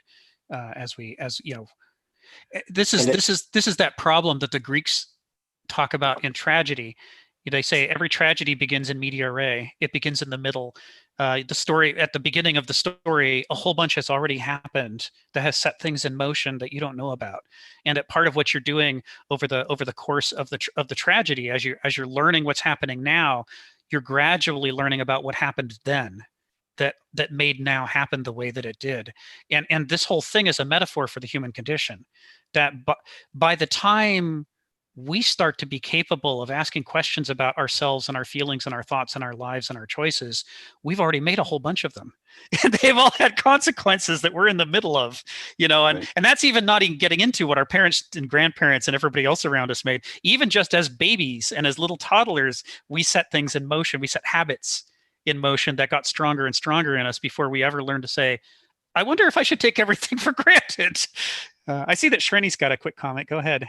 Just a quick comment to piggyback off what Steve was saying. maybe the categories of thinking and feeling are going to become obsolete. Like we use them now. We think we're thinking, but we're really 90% of our decisions or more, and there's data out there, if Jyoti has it, are all emotional. Every decision we make is emotional. We then apply maybe some logic to it, but that initial decision we make is always emotional. So maybe as things, become uncovered, these won't be the right words to describe what our brain is doing when it does something quick and what our brain is doing when it does something slow. Yeah. That's right on the money, right? I mean, how often do we discover that when we thought we were thinking, we're actually rationalizing something we already wanted to conclude? It's like that among the many things we struggle with, from the human perspective, is that it is very hard for us to get perspective on our own thinking and to even ask ourselves the question, am I fairly doing justice to the rights of the question, as Socrates said we should do? Or do I emotionally want this outcome, and now I'm going to cherry pick evidence and lines of argument that all seem to lead to it to make it seem inevitably like the only correct answer because that was the answer I wanted? And oh my God, that's hard for us to do, to make the distinction between that and actual legitimate inquiry. It's like trying to use a lever to lift yourself, off the ground. It's difficult. So James had a question or comment, and then Steve. So go ahead, James. But it seems like, in terms of talking about emotions and feelings, couldn't we learn? Don't we learn a lot from our emotions and feelings? Even before the thinking kicks in, right? We have certain feelings, like you might come across what looks like a snake, right? And you feel a sense of fear, right? Before you realize what that thing is.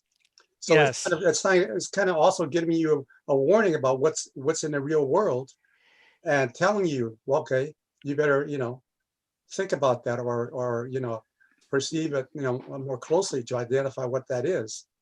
So maybe we can't really discount our emotions and feelings. They're part of our the way we respond to the world, and it's important that we have those emotions that we can learn from. Yeah, that's right. I mean, in this characterological typology that Kenneth Smith kind of put together from Hannah Arendt and Hegel and others, the mindset in which we distrust emotions so strongly that we start to think that our job is to be like Spock, all intellectual, is just another fallacy, because the thoughts by themselves, if they're not grounded in reality and grounded in feelings, can't be trusted any more than feelings can be trusted. Each of them has information to convey, but it also has liabilities. And unless we put them together to critique each other, we can't get a full perspective on either one's weaknesses. We'll become liable to a pattern of making that kind of mistake. So a strict intellectual is going to do certain kinds of calamities in the world, and a strict emotionalist is going to do other kinds of calamities in the world. And that's why we need the third thing that helps us to bring them together and get perspective on them. Because if we don't, then we end up being slaves to one or the other. We end up being half-wits, right? We're using half of our brain and not the other half, because we've deified that half at the expense of the others. The Greeks had a model for this. They had a metaphor, and it was the Cyclops. The Cyclops was a person who has only one eye, and so he has no binocular vision. He has no depth perception. He takes things as the surfaces that they seem to be, because he's only looking with his one eye. And just like Procrustes is a metaphor for what we do in our heads, the way that we alter reality to fit our preconceptions, in the same way, the Cyclops is a metaphor for the way in which, if we are only emotional in making our choices or only intellectual in making our choices, we're equally flawed. They're just two different kinds of kind of monocular perspectives on the world, and we need more than that. Do you, when you're talking about, I've been looking at critical thoughts and feelings. I love that. When you're talking about intellect and emotional, okay, and you're asking for somewhere else to stand to look at intellect and emotional, there are at least three other places that we all know about. One is feelings, which is not emotions. The other is intuition, which is not intellect. And the third one is the self that is doing the looking. the bit that you're looking at the thoughts and feelings. But I was coming back to the internal stuff of criticizing thoughts and feelings, which you said.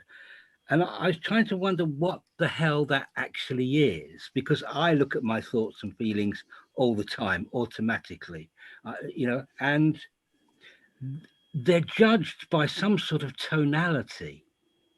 And I don't really understand that. I mean, I experience it. And there is nothing that I don't actually submit to that tonal question. And all I can get to is perhaps there are two types of tonality.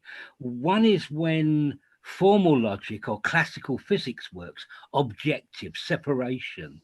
And the other is when quantum physics works, which is about identity and unity of things, that two things are in the same space, etc. Whereas in formal logic, they can never be.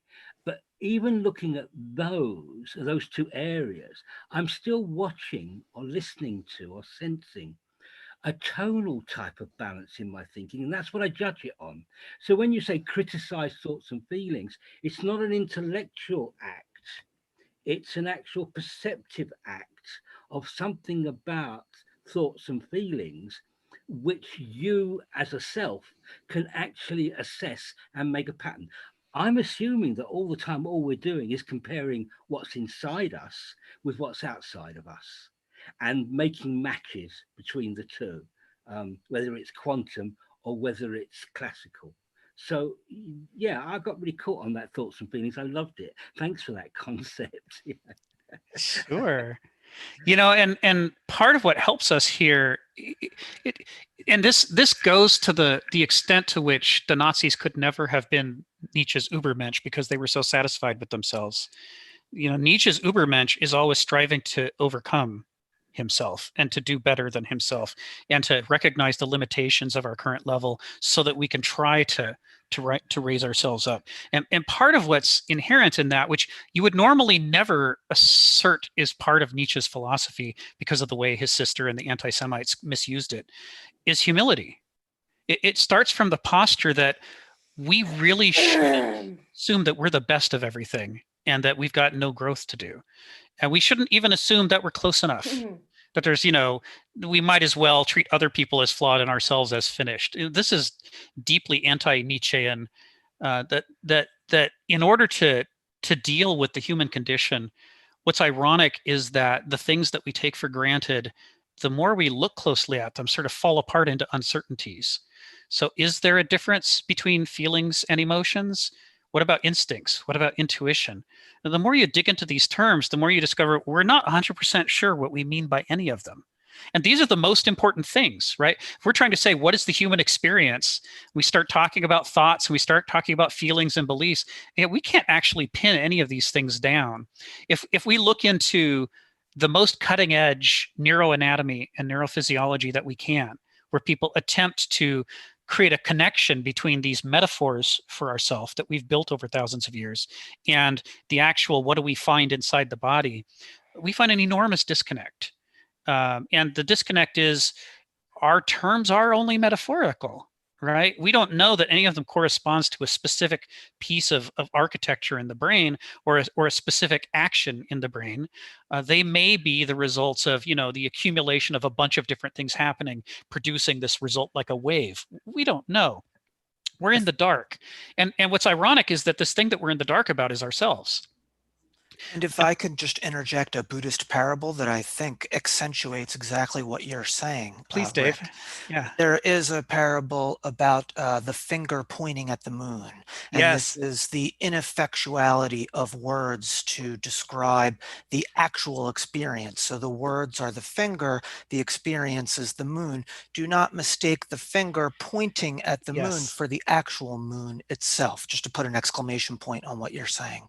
Kenneth Smith quotes that particular parable in other essays. He loves it, and I love it too. It's a great one. And you think about the way that a dog will look at your finger, or a cat. I've got a cat on my lap. I hold my finger out to point, and the cat will look at my finger. Right? It's the concept that this is merely a metaphor for something else is just not there. She won't do it. Now, if I make a throwing motion, I can get him to look. And if there's something they're really, really interested in that direction, they'll seize on it, and success. We've had a communication. But you got to think that all attempts to communicate with each other, or even with ourselves, when we think in our brains, are subject to this liability. We get lost in the difference between what's the real thing we're trying to talk about and what's the metaphor we're using for it. So I'll give you a little example. So the way that 20th century modeling of the human brain has worked has been hugely influenced by computer architecture and computer science. The current general model is that the brain is a biological computer.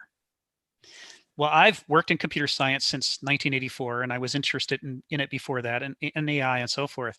And the thing that I can say above all is that the human brain works nothing like a computer. Like, this is my profession. I do this for a living. The idea that there are little facts of data, and they get stored in memory locations, and then they get retrieved, and that there's little precise algorithms that work them. There's nothing about the way the brain works that's anything like that. And every time we talk about, well, I'll just store this in memory, we're using a computer model, right, for our brain, when our brain may not be doing that at all. Now, exactly how the brain works is hard for us to work out, in part because we keep using these wrong metaphors. So we're looking for the part of the brain which is memory registers. We're looking for the part that's the CPU chip, and we want there to be pieces and parts and for them to be wired together. So you'll often hear people talk about the neurons of the brain as where thinking happens, right? And the neuron is just a cell that has evolved in a way so that it's more like a wire, right? Yeah, but there's connection between one neuron Yes. and the other. Yes. So that's what I was talking about in terms of the speed of light. So that's the critical part, Jyoti. That's what I was going to come right to, is what you said, is the connections between the neurons have more interesting structure than the neuron itself. The neuron itself is just a wire. If you stimulate it at one end, a signal will be propagated down to the other end, and the signal at the other end looks pretty much like the signal at the original end. So the cell body didn't do any thinking to transform the information. The axons, the line of the wire, didn't do any transformation of the information. You're like, how can we hold these sophisticated, complex ideas and all these feelings and drives if something is a linear wire that just reproduces a feeling from one end to the other? So it has to be the one place where the complexity is between the neurons, right? All the complexity is between the sayer and the listener, the mind and the heart, or the heart and the heart muscle, or somebody mentioned the mind and the brain. So what's between that is what creates philosophy, I think. And what I wanted to point out is the reason I introduced body is just for that reason, that the way that our body functions is just as important as is kind of a clue into this, like we're separating emotion and feeling and action and soul, like with enlightenment. But all of that is within the structure of our body. And it's basically between, how electricity passes from one neuron to another in a very three-dimensional way. And that's why I said memory is very malleable, because it's all dependent on time, and depending on whether you're 20, your memory of how you were at 5 is very different from when you're 40. Your memory of how what it was like to be 5 is very different. And even in a week, you learn something new, and then you're like, okay, maybe when I was 5 years old, this was going on, and not that wasn't going on. And I also wanted to bring out the fact, somebody had talked about this, like, you just quickly do an action, like you feel it and then you do an action. So there are two kinds of, places you can be in your a nervous system, like parasympathetic or flight or fight or flight. So, when you're in the fight or flight, it's like fear shows, an animal shows up, immediately run away. You almost don't even feel the fear.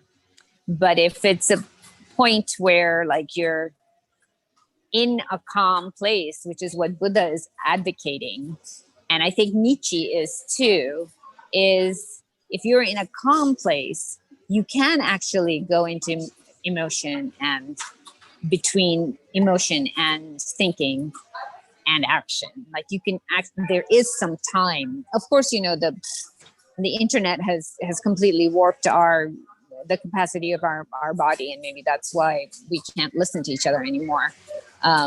But it's that time that's needed between each process that is possible when you're calm. And I feel like Kenneth Smith is identifying that both of them are advocating for that kind of slowdown, rather than going straight into fight or flight, you know, which is something. And there's so much, you know, unknown in our subconscious that we're just doing because of habit. And as you mentioned, you know, we learned it when we were below the age of 7. And it's just our subconscious reaction and habit. And once we bring that to our consciousness, then it becomes agency and choice. However, it requires a lot of work to, like, you know, to bring that into your conscious. And it requires reflection. You know, like Buddha, like Kenneth Smith is reflecting Buddha for us and Nietzsche for us. And they're looking at each other. So because we can't see ourselves, we need to be in front of a mirror. So that reflection, and you know, in Buddhist philosophy, they talk a lot about that, about, you know, that the sense of Maya, that, you know, of reflection. Anyhow, I babbled on too long. That's quite all right. You know, it's interesting that you know, Nietzsche and Buddha have some things in common, and that's one of the points that Kenneth Smith's trying to make in this. They are different from each other. They for a lot of reasons, and one of them is because of his circumstances. Nietzsche was a vitalist, which is not normally discussed as a philosophy. But the idea of vitalism is that, you know, the things we believe and the actions we take shouldn't deaden us inside. We shouldn't become creatures of routine, sort of mindlessly, mechanically going through our lives without feeling alive ever. This, you know, if you look at animals, you can see their joy in living that they have. You watch goats, especially baby goats, you watch them bounce around like they're made out of springs. And, you know, it puts a smile on anybody's face to see that level of adoration. Or the videos that go all over the internet all the time of little kittens freaking out and hopping around on their feet, you know, like with their backs arched. You know, that animal feels completely alive at that moment. And Nietzsche was in love with that vitality.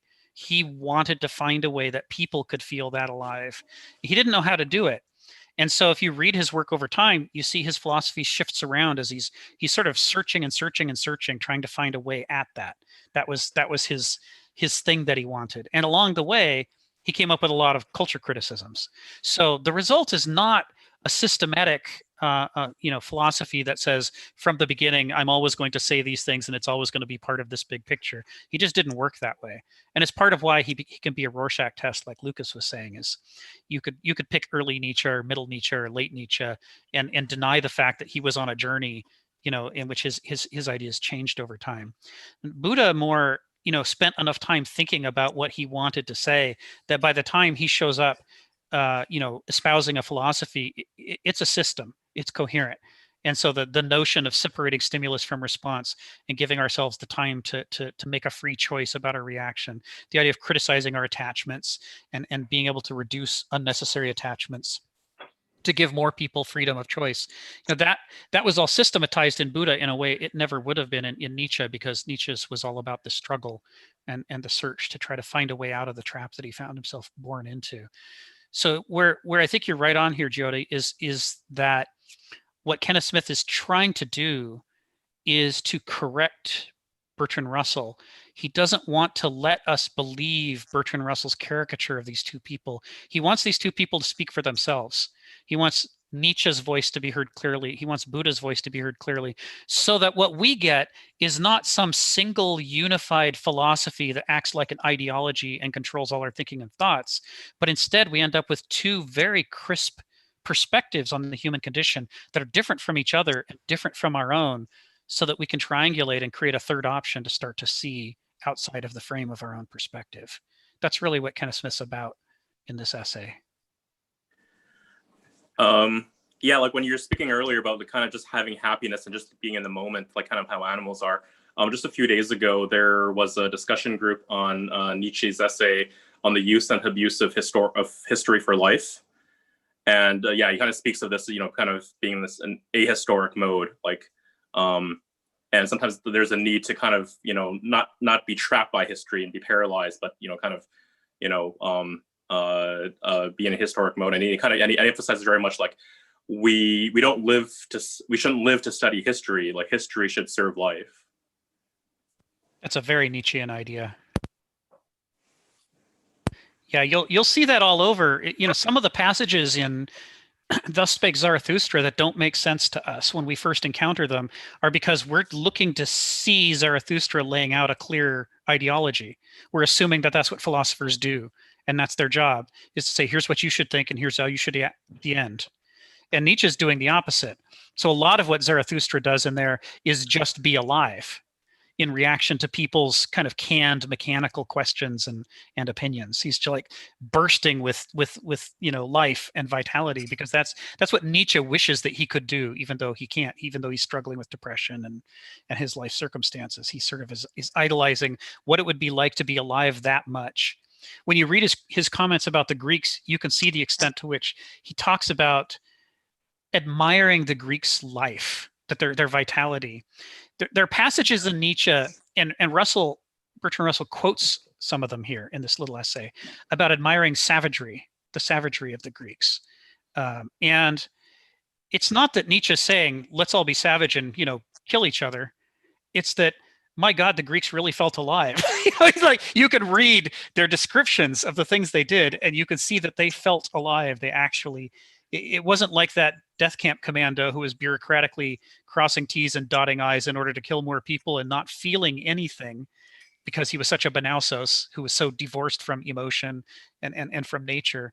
He's looking for, isn't there some way that philosophy could instead of being an academic intellectual exercise, could be paired up with life, so that the more we got into philosophy, the more alive we felt, the more we engaged with the world and each other. Yeah, you're referring to Eichmann, I think, like Adolf Eichmann. No, this was a minor functionary. Eichmann also did that sort of thing. Eichmann was also indicative of it. I agree, but this wasn't, like, Eichmann is talked about a lot in Hannah Arendt's stuff about the Nuremberg trials, and certainly Eichmann is like this other guy. But the guy I'm thinking of was was in charge of a specific camp. Who was the philosopher you mentioned just earlier? Like, you're just going around and just trying to get people to think. Hannah Arendt? No, not earlier.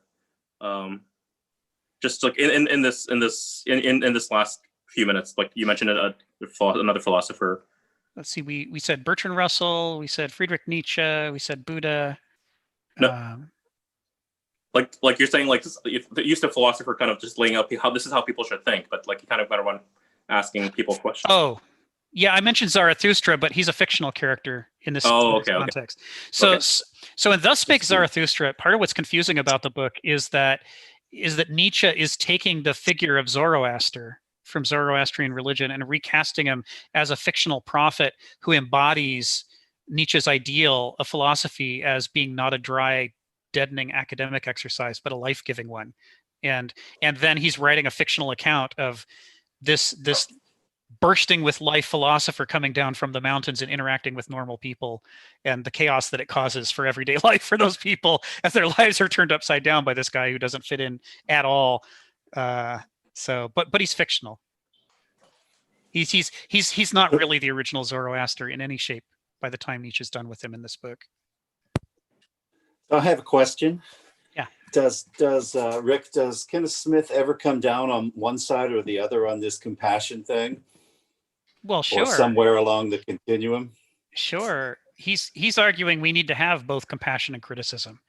And we need to have them not as a compromise with each other, but orthogonal to each other and informing each other so you can turn them both up to 11. That we shouldn't tolerate the suffering that the Banausic world creates among marginalized peoples. That's just completely unacceptable.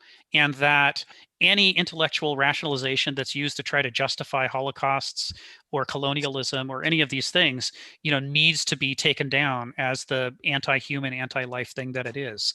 It's evidence of having given up on feeling and nature and being entirely lost within schemes for profit and advancement. And that's a death cult, basically. But at the same time, he doesn't want Bertrand Russell's sort of wishy-washy, weak slave mentality version of compassion, where we just love everybody, including our abusers, while they're hitting us. It's like, you have to put the two together.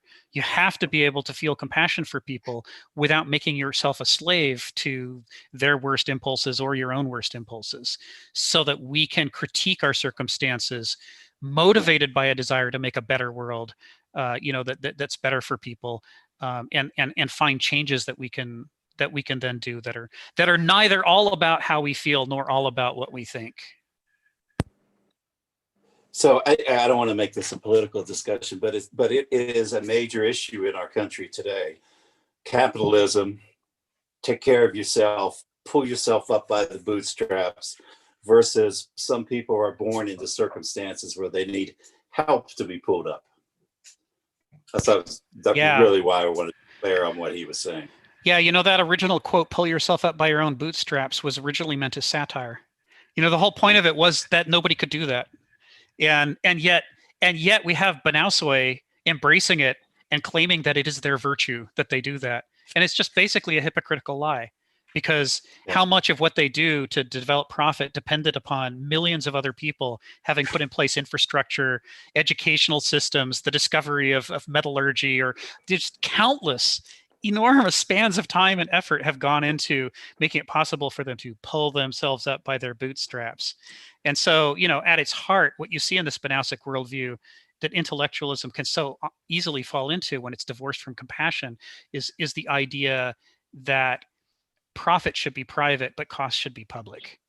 It's like, you all pay so that I can excel, which is sort of the mindset of the slave owner, right? You all labor so that I can be free. You can see it in the Declaration of Independence, where here's Thomas Jefferson writing, "All men are created equal."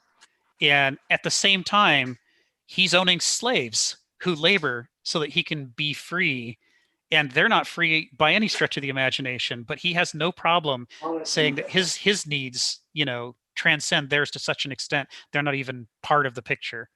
And even later down, when he talks about the savage Indians and how mean they are, and how mean it is that the British won't let us, murder them all the way we want to, while just a moments above, he was talking about, life, liberty, and the pursuit of happiness. So this ability to rationally distinguish, and separate our virtues to the point that they become vices is one of the things that the Banausik mindset is liable to. You can get what he left out was all white landowning men are created equal. Because for him, those were the only people who mattered, right? The other people aren't people. And so in such a way, this goes back to that problem of the metaphor and the finger pointing, right? Like, what does he mean when he says all men are created equal? Well, unless we know that, we don't actually know what that sentence means when he writes it down. It's not enough to know what it seems to mean to us, because if we retranslate his less than noble sentiment into our noble one, then we find ourselves in a position where we're tolerating genocide and tolerating slavery and tolerating other things, because we're not hearing what he's saying, which is, I should be free and I should have life, liberty, and the pursuit of happiness, and other people should serve my needs, which is what he meant. Mm-hmm. Human nature. But it's important to view such statements in context, and also in gosh, the other part just escaped me. But to view it in context, we're not viewing it. They're not writing it from our, time and knowledge. They're writing it from their own. So that's where what you had said before, that the story or the life of Nietzsche is very different from the writing of Nietzsche and his philosophy. We don't mix, you know, it's like an author. I guess his philosophy, yes, it is informed by his life, but that's not what we're studying or what he's passing on to us. What he's passing on is what he has concluded in all his work. And us understanding where in his life that came from is just us bullshitting, you know? So all we can do is read his words. Yeah. And so there's context, and then, you know, we're bringing our own context to it. Yes. So yes. And that gets to the heart of part of the Kenneth Smith prescription. What he's prescribing in his philosophy is that we should stop being slaves to whatever we happen to think or feel right now. And we should understand that what we think or feel right now is contingent, and a lot of it's unconscious. And if we want to be able to make choices in our life about what to do, if we want to be able to even analyze right from wrong intelligently and ethically, so that it leads us to do the right thing, we have to be able to create separation between how we are and how we think right now and what we choose to do in the future. We have to get that Archimedean standpoint that allows us to lever out of the position that we're stuck in and step back and criticize ourselves as much as we criticize others. Now, Kierkegaard talks about this. He says that what we most desperately need is to be more subjective about others and have more compassion for their positions, but be more objective about ourselves. Be able to reduce because we start out with this natural impulse to assume everything we feel is right and everything we think is right and our worldview is correct. And that's the default. And he says the truth is, in the human condition, you know, reality is far more complex than we're ever going to lift ourselves up to fully understanding. So we should start with the other perspective and assume there's a whole bunch in us that we don't have right. And unless we're able to criticize ourselves, we'll always be trapped by those errors that are inside of ourselves. And so part of his exercise for doing that is to teach us the idea that we could treat what we think and feel right now as just another perspective. It doesn't have to be our perspective. It could be a perspective. And that the key to doing that is to immerse yourself in other perspectives enough that you stop treating them like a Procrustean bed, that you stop warping them to fit your mind, and you start to understand how they actually are a different way of looking at the world than the one you have right now. So that when you can start to answer questions like, well, what would Buddha say about this situation? Or what would Nietzsche say about this situation? Or what would Bertrand Russell say? And you could do it accurately. Like, you know, what would Darth Vader say? What would Luke Skywalker say? We get to where we can represent those people well enough to do an impersonation, and it's not necessarily a warpage. We could actually say what they do because we've immersed ourselves into those perspectives enough to be able to recreate them mimetically. But we tend to come at philosophy the other way around and not immerse ourselves in their perspective. And so as a result, we're doing this caricature version of them. But if we can overcome that, if we can start to say in Kierkegaard's own terms, what would Kierkegaard say? It helps us to understand that our own perspective is just another one of those perspectives we could adopt or not adopt. We start to create the ability to separate ourselves. I have a question. Go ahead, I have Ginny. a question for you, Rick. Yeah, please. Where do you teach? I don't. Oh, well, you certainly should. I mean, your breadth of your knowledge about philosophers is just absolutely astounding. Fantastic. I just absolutely love listening to you. Yes. And it's very kind of you to say. You don't teach. I'm amazed. I teach computer science as part of my work in my nonprofit, but what I always wanted to do in life was teach. So when I find someone like Kenneth Smith, who's like a teacher's teacher, who's sort of teaching you how to adopt different perspectives of different philosophers in their own right, I'm all over that. I'm like, yeah, I want to do that. And I'm not. I should clarify. I am not at the position where I can do justice to an argument between Kierkegaard and Hegel, say. We couldn't throw a topic out there and have me be sure that I could actually represent what they had to say about it. Kenneth Smith can do that. That's what he used to do for a living. But maybe another 10 or 15 years of doing this, I'll learn how to do that. Hmm. Well, Rick, a comment on what you were talking about earlier. I think of it as being conscious or unconscious. And we are conscious of so little about ourselves. I'm really into Carl Jung. I won't bore you with the details on that. He did read a lot of Nietzsche, and a lot of Jung comes out of Nietzsche. But I'll just give an example. I've been married 38 years, and I figured out, I'm retired now, and the thing I most want in life is to have a truly intimate relationship with my wife. Okay, so that is my conscious goal. But unconsciously, I do or say something multiple times a day to defeat that goal. Just ask her. You know? So what you're saying is not just this big philosophy of how we all get along. It relates to an individual relationship as well. Yeah. Yeah, I was born into an alcoholic family, and I was strongly shaped by the caricatured roles in an alcoholic family. It's sort of disturbing how few there are, and how many people all over the world end up slipping into one of these half dozen roles. It's just part of the dynamics of the pressures on the family that are caused. And it's similar to the things that happen in families that have drug addiction or emotional abuse or incest or pedophilia. There's a long list of distortions that can happen to family that nevertheless, despite the differences they have from each other, they produce very similar stereotypical roles, which are the only things available for the people within that family to inhabit so that the family can keep going. And in some ways, that's a metaphor for the human condition in life generally.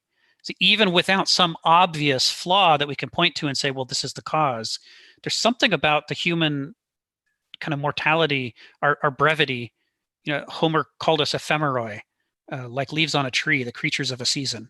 And we're here so briefly, and the world is so big, we don't have enough time to figure it all out, that the natural thing to do is to slip into little stereotyped roles. And we imitate them from each other. It's like, well, I want to be the rebel outcast who's going to dramatize all the problems and nobody can tell me I'm not free. Or I want to be the intellectual who's too good to be emotional about things. And you know, I'm gonna mock you. I'm gonna try to get you angry and then mock you for having had an emotion. Right? We've all seen these types, right? They're all around us, and that people slip into these kinds of roles. So, you know, the thing that is the hardest, the reason I'm bringing this up, the thing that is the hardest about being born into one of these dysfunctional families is the denial. The thing that stands most strongly between an alcoholic and being able to have a healthy life is that the alcoholic isn't willing to admit that he's an alcoholic. And so the main problem before him is the one thing he won't talk about. But, you know, I've never drunk alcohol in my life, but I'm an alcoholic. I have the genetic propensity. And the way I know is every single adult member of my family for generations on both sides was a practicing alcoholic. So, you know, the statistics aren't very good. You know, I don't feel like gambling. I can look around and say, I guess I've got the genes, right? So the only way I can be sure that I'm not going to be a practicing alcoholic is to be a diligent alcoholic about not practicing. My wife, by contrast, can drink all she wants, which isn't very much because she's not an alcoholic. You know, she can have a wine with a dinner and that's the wine and that's the dinner and she's done. But if I were to have a wine with a dinner, there's a strong likelihood that I would move on to 2 and 3 and 4 wines and then a bottle or 2 because that's what my family does. So here's the thing. When you have a massively distorting influence like that, that's at the center of your life, and you don't talk about it, you're never going to be able to deal intelligently with it. The most important thing to achieve freedom from these kinds of traps is to be able to talk about them, to learn how they work, and to understand the ways in which the mechanisms of their functioning constrains us and frames us in and keeps us from experiencing the full vitality of life. And so what Kenneth Smith is doing here is not telling us what we should choose in life, but how to get out of the traps that we're in right now. If we look at these limits and liabilities of the way we think and the way we feel and the way we organize ourselves, we'll create a potential for freedom and free action and free choice and creating a healthier world that would defy his ability from his current perspective to be able to tell us about it. So he's not going to try. He's just going to say, that way lies freedom because here's the trap that we're in. If you guys can get yourselves out of the trap and go in the direction of freedom, I'm sure wonderful things will follow. You know, go explore and find out. Come back and tell me if I'm still here. I would Rick, think that, thank you so much. for just one quick comment. Sure. Rick, thank you so much for sharing that. I'm sure that was not, at some point that was not easy, but now you seem very comfortable with it. And I applaud you for that, because it takes a lot of work. Thank you, Joe. And yeah, and I mean that very, very sincerely and with a very open heart. I would definitely agree with you that denial is a mechanism that we use to survive, and it's powerful. So denial and then rationalization. I would not, all the what ifs, cans, wills, whys. So what Freud called sublimation, to keep the door closed. And also, I think denial happens because these people who have lived in such a dysfunctional environment for so long, they don't know that they have options, that there are other alternative way to live and think and come to terms with the dysfunctional environment they have lived in. I have lived in similar kind of environment for many years, and I've actually have been, so I absolutely understand what you're talking about, Rick, and I've actually even written something about it in form of memoir kind of a thing. But yeah, so I think some people are unable to make a different choice, and that's sad. That is sad, because they don't know that there are other options out there. And so they live in denial without realizing that there are other ways to deal with what they've lived through, the dysfunctional environment they've lived in. Yeah. Well, if you haven't experienced something, then how do you know it's there? If you've never experienced a parent that has your back, a parent that listens, a parent that pays attention, how would you know that there's that's exactly what I'm saying. That is exactly right. what I'm saying. Yeah. Mm-hmm. And that is sad. I completely agree with you, Ginny. Yeah. And it's paired up, right? Because it's paired up with the fact that their experience of the really horrible things that are happening convinces them that it could be worse than it is now. They may not believe that it could be better, but they do believe it could be worse. And they're terrified that if they try to inject too much change, it's just going to be worse. Right? That's the only change that's possible. Usually in these families, they oscillate between times that are worse and times that are better. They're doing everything they can to stay inside the frame and push in the direction of the times that are better, because if they turn to confront the real problem, they're afraid they'll end up on the other side of the frame, which is so awful. So the limbic system is at work all the time, telling them to be afraid and to don't touch it, don't go near it. It's taboo. It's just, if we don't talk about it, maybe we'll be okay. Well, that's what I was saying. You're constantly in fight or flight. So limbic mode is just a poison, right? Exactly. You're constantly there, and you think that's the norm. So Patrick, were you, I think you came off mute a moment ago. You were going to say something? Well, what I'm thinking is that it's about deception. That, there's a continuum here.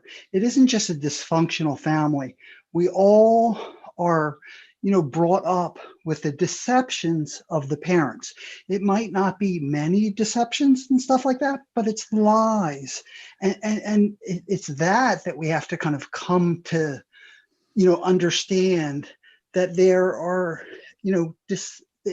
what we believe to be true is based off of deceptions that we are given as just self-evident reality, and that's sort of like what we are working with. So whether it's on the continuum of a very dysfunctional thing, or even someone who had a very nice family, it's still there, and that's the work to be done.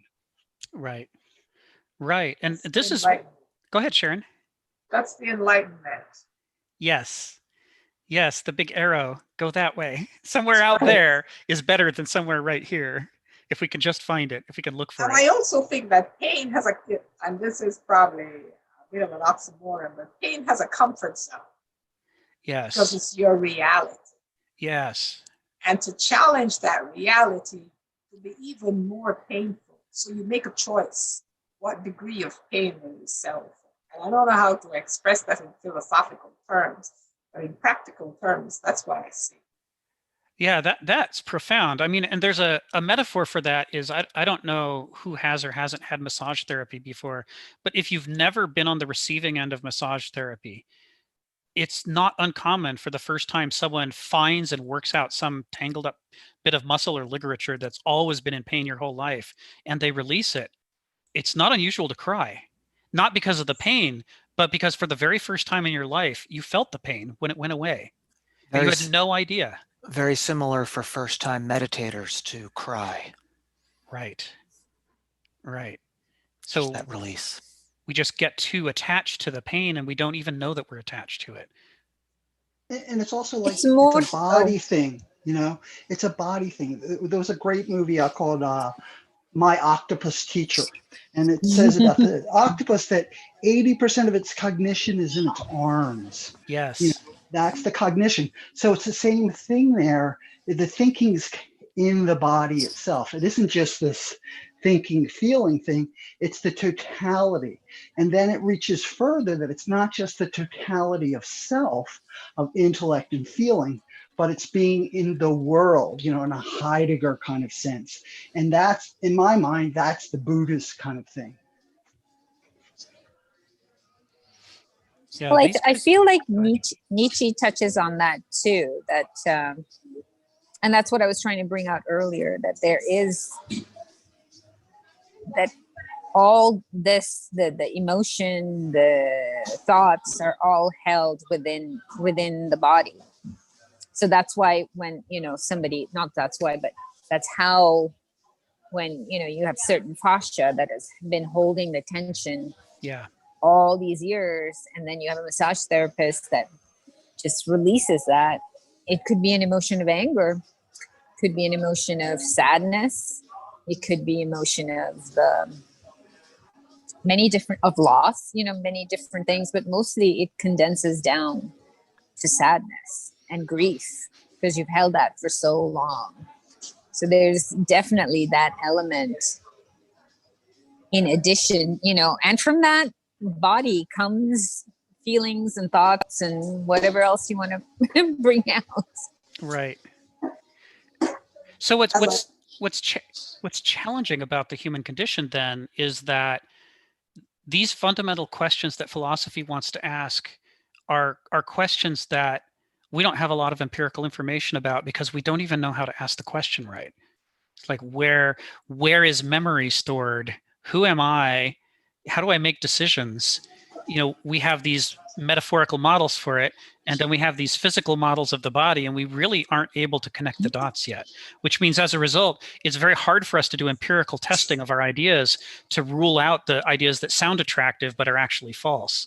It's very easy to get stuck in views of how the mind works and how decisions are made and how ethics works that are completely irreal, divorced from reality, because we're not sure how you would even test these ideas to figure out which ones are more or less real. I know exactly in which part of the brain memory is stored, but that's a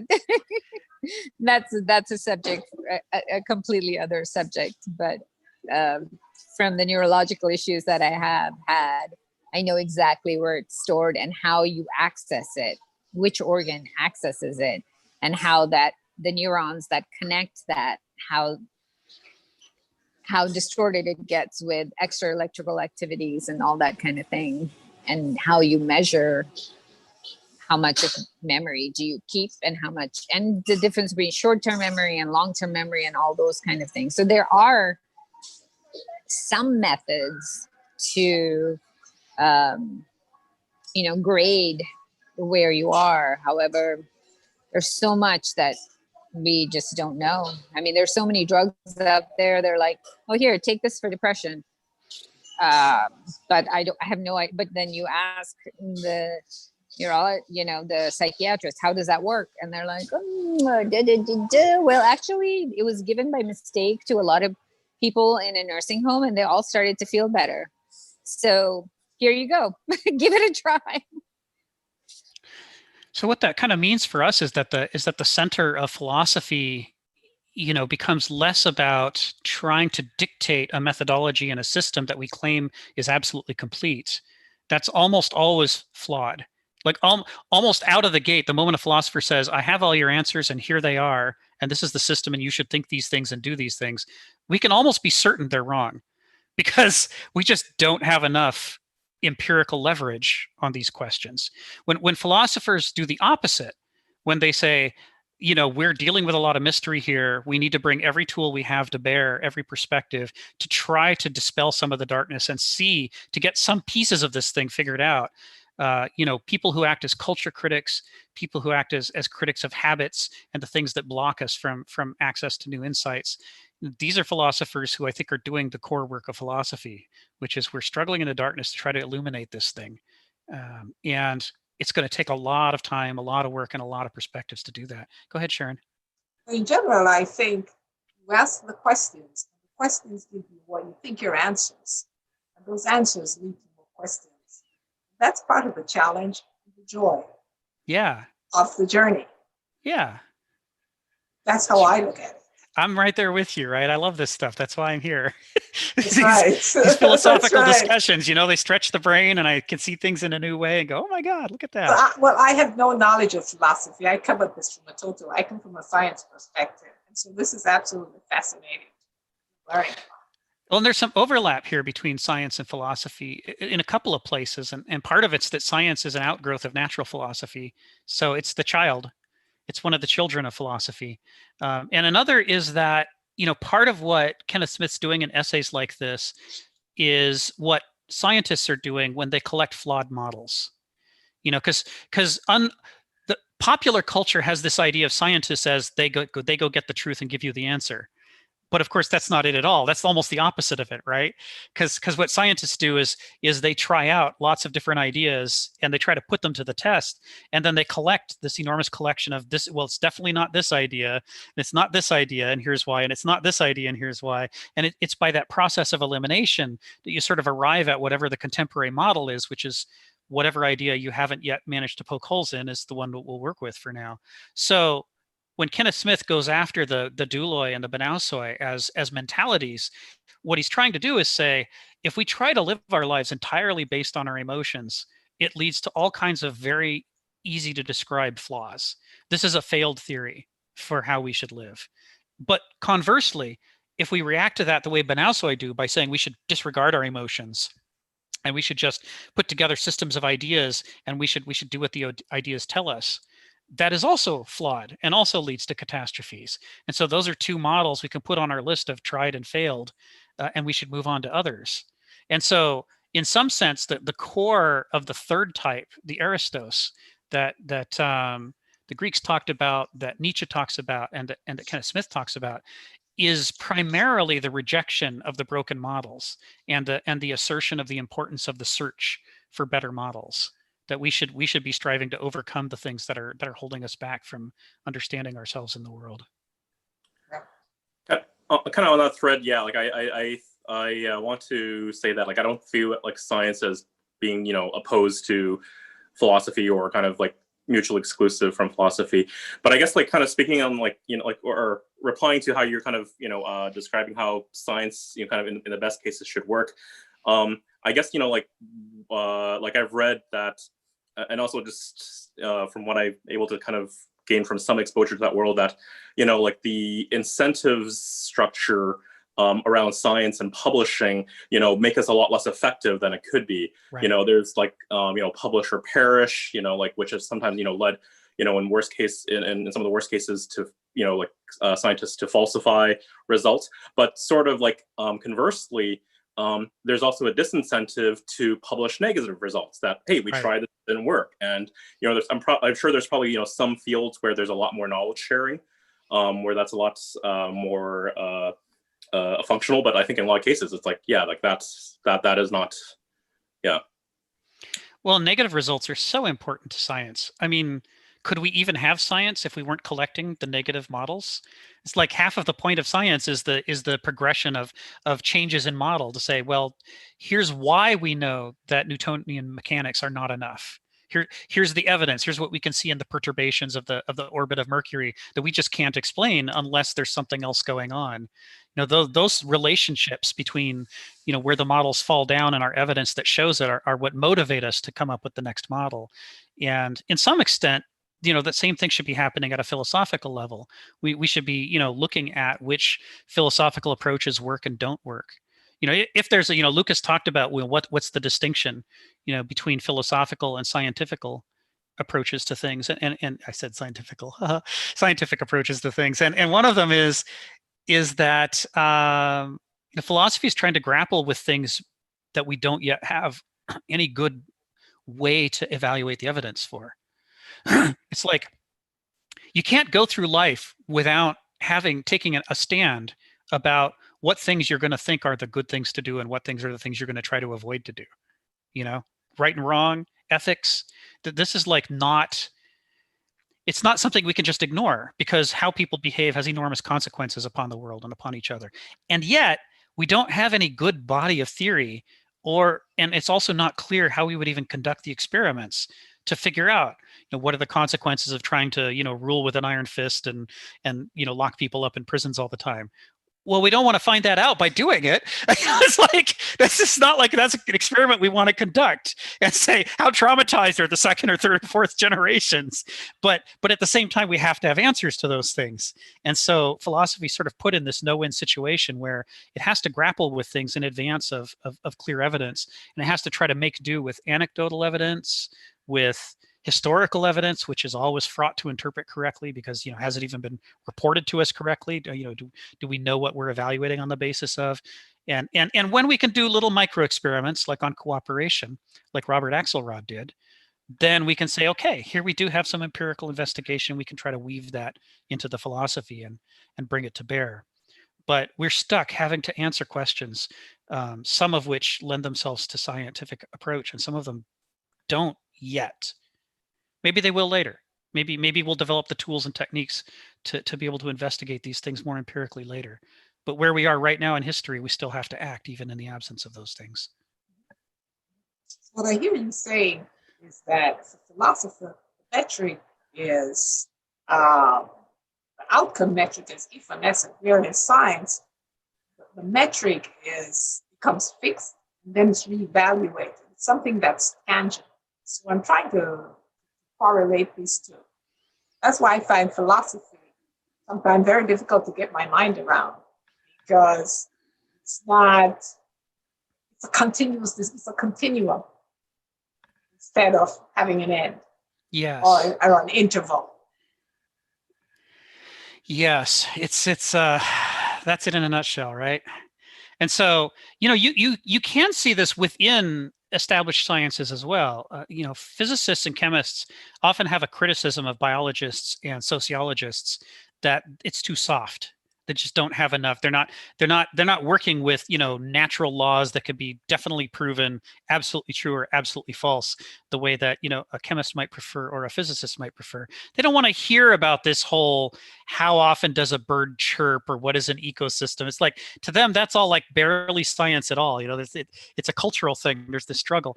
But if they had not chosen physics or chemistry, if they had chosen biology as their discipline, they would better understand that the problem is that biology is more complicated. It's several layers of abstraction higher. You know, you need physics, you need chemistry, and then there's all this kind of biochemistry, cellular mechanics, you know, how do multicellular tissues arise? And, you know, like maybe 8 layers before you can get to the level of being able to talk about biology and ecology. And that's why biologists and ecologists, in order to give answers today, have to use other tools at their disposal than just a laboratory. Right. And so philosophy is just like that, only further. It's like right and wrong. How should we treat each other? Oh my God, the psychology, the sociology, the politics, there's more layers on top, and we don't have the tools for those either. So we end up having to use more indirect tools. So, yeah. Julian, yes, yes. There's no genuine actual reason to assume biology reduces to physics. So, okay, in talking about the relationship between, part of the reason this is relevant to this essay is that Bertrand Russell tried to reduce Buddha and Nietzsche down to simple abstractions, simple caricatures, and then give us conclusions based on that. And it was wrong because he went too far. He oversimplified. So this problem of complexity is inherent to philosophy. If we're going to accurately describe what philosophers think and how we should do things in the world, we have to be able to wrestle with levels of complexity that make us uncomfortable. And you can see this in science when you compare biology and physics. And I'm going to take a simpler example, Julian. I'm going to compare chemistry and physics to each other. Because, you could imagine an ultra fundamentalist physicist who thought that chemistry was also too soft and that nobody should ever talk about, covalent bonds or ionic bonds because that's too fuzzy. They should only ever talk about the fundamental forces and their measurements. But if we'd done that, chemistry would have lagged way behind, because what we discovered is it's possible to understand a surprising amount of chemistry without understanding the physics that's underneath. Now, you won't fully understand chemistry without understanding the physics underneath, but there are chemical phenomena that even an alchemist in the year 800 can observe. Like what happens to metal when you pour this acid on it, that they can begin to describe and characterize without having any idea that there's 4 fundamental forces or what the force carriers are or any of that stuff from modern physics. And in fact, it's that progress in chemistry in part that caused some of the physicists of the early 20th century to ask the questions they did.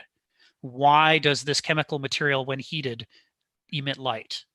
Why, the black body problem that Einstein got involved in that led to the discovery of the photon. That was a chemistry problem originally that he kind of discovered this physics inside of. And so part of what's happening here, which is well understood in the philosophy of science, but I don't think is well understood in popular culture, is that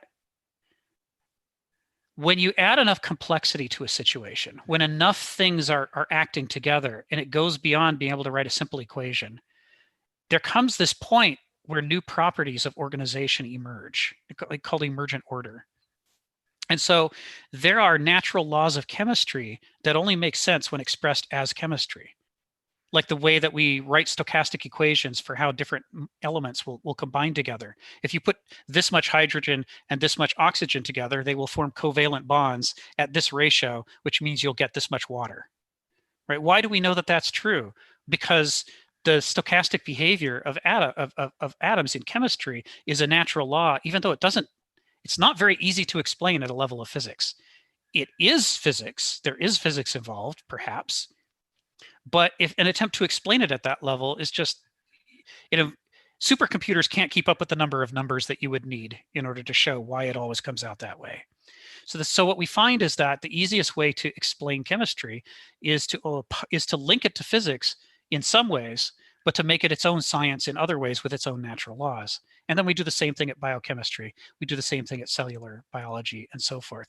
And so this is what happens at the level of philosophy as well. Philosophy has its own emergent order when we start to answer questions like, what is the nature of existence? Or what are right and wrong? That we really just, if we try to boil it down to so much carbon and oxygen doing things, it would require, numbers that we can't compute. It's easier to explain it directly in its own terms, according to its own natural laws. So, I see you thinking, Sharon. Well, I think that, and it's just extremely fundamental. When I look at the function of a cell, it's all about physics, chemistry, biology. So it's all intertwined. That one single entity. So that's the order that I think you were referring to. That's right. That's right. And if at the cellular level we allow ourselves to talk about DNA and we allow ourselves to talk about mitochondria and the membrane, we're going to have a much easier time explaining what the cell does than if we say we're not allowed to mention those things. Those are just fuzzy ideas. Everything has to be how many carbon atoms and how many oxygen atoms and how many phosphorus atoms. We won't be able to describe accurately the way that an amoeba engulfs a particle of food and brings it inside itself if we try to pretend there's no amoeba and there's no if it's only carbon and oxygen and so forth. Yes. Our ability to communicate breaks down. We have to be able to talk at that level, you know, in its own vocabulary. So that's the thing with philosophy. Well, I think at this point we've gone well over the original 2-hour allotment. Well, I appreciate that. Thank you very much, because I'm learning. I'm your student. That's it. I'm a fellow student, I swear.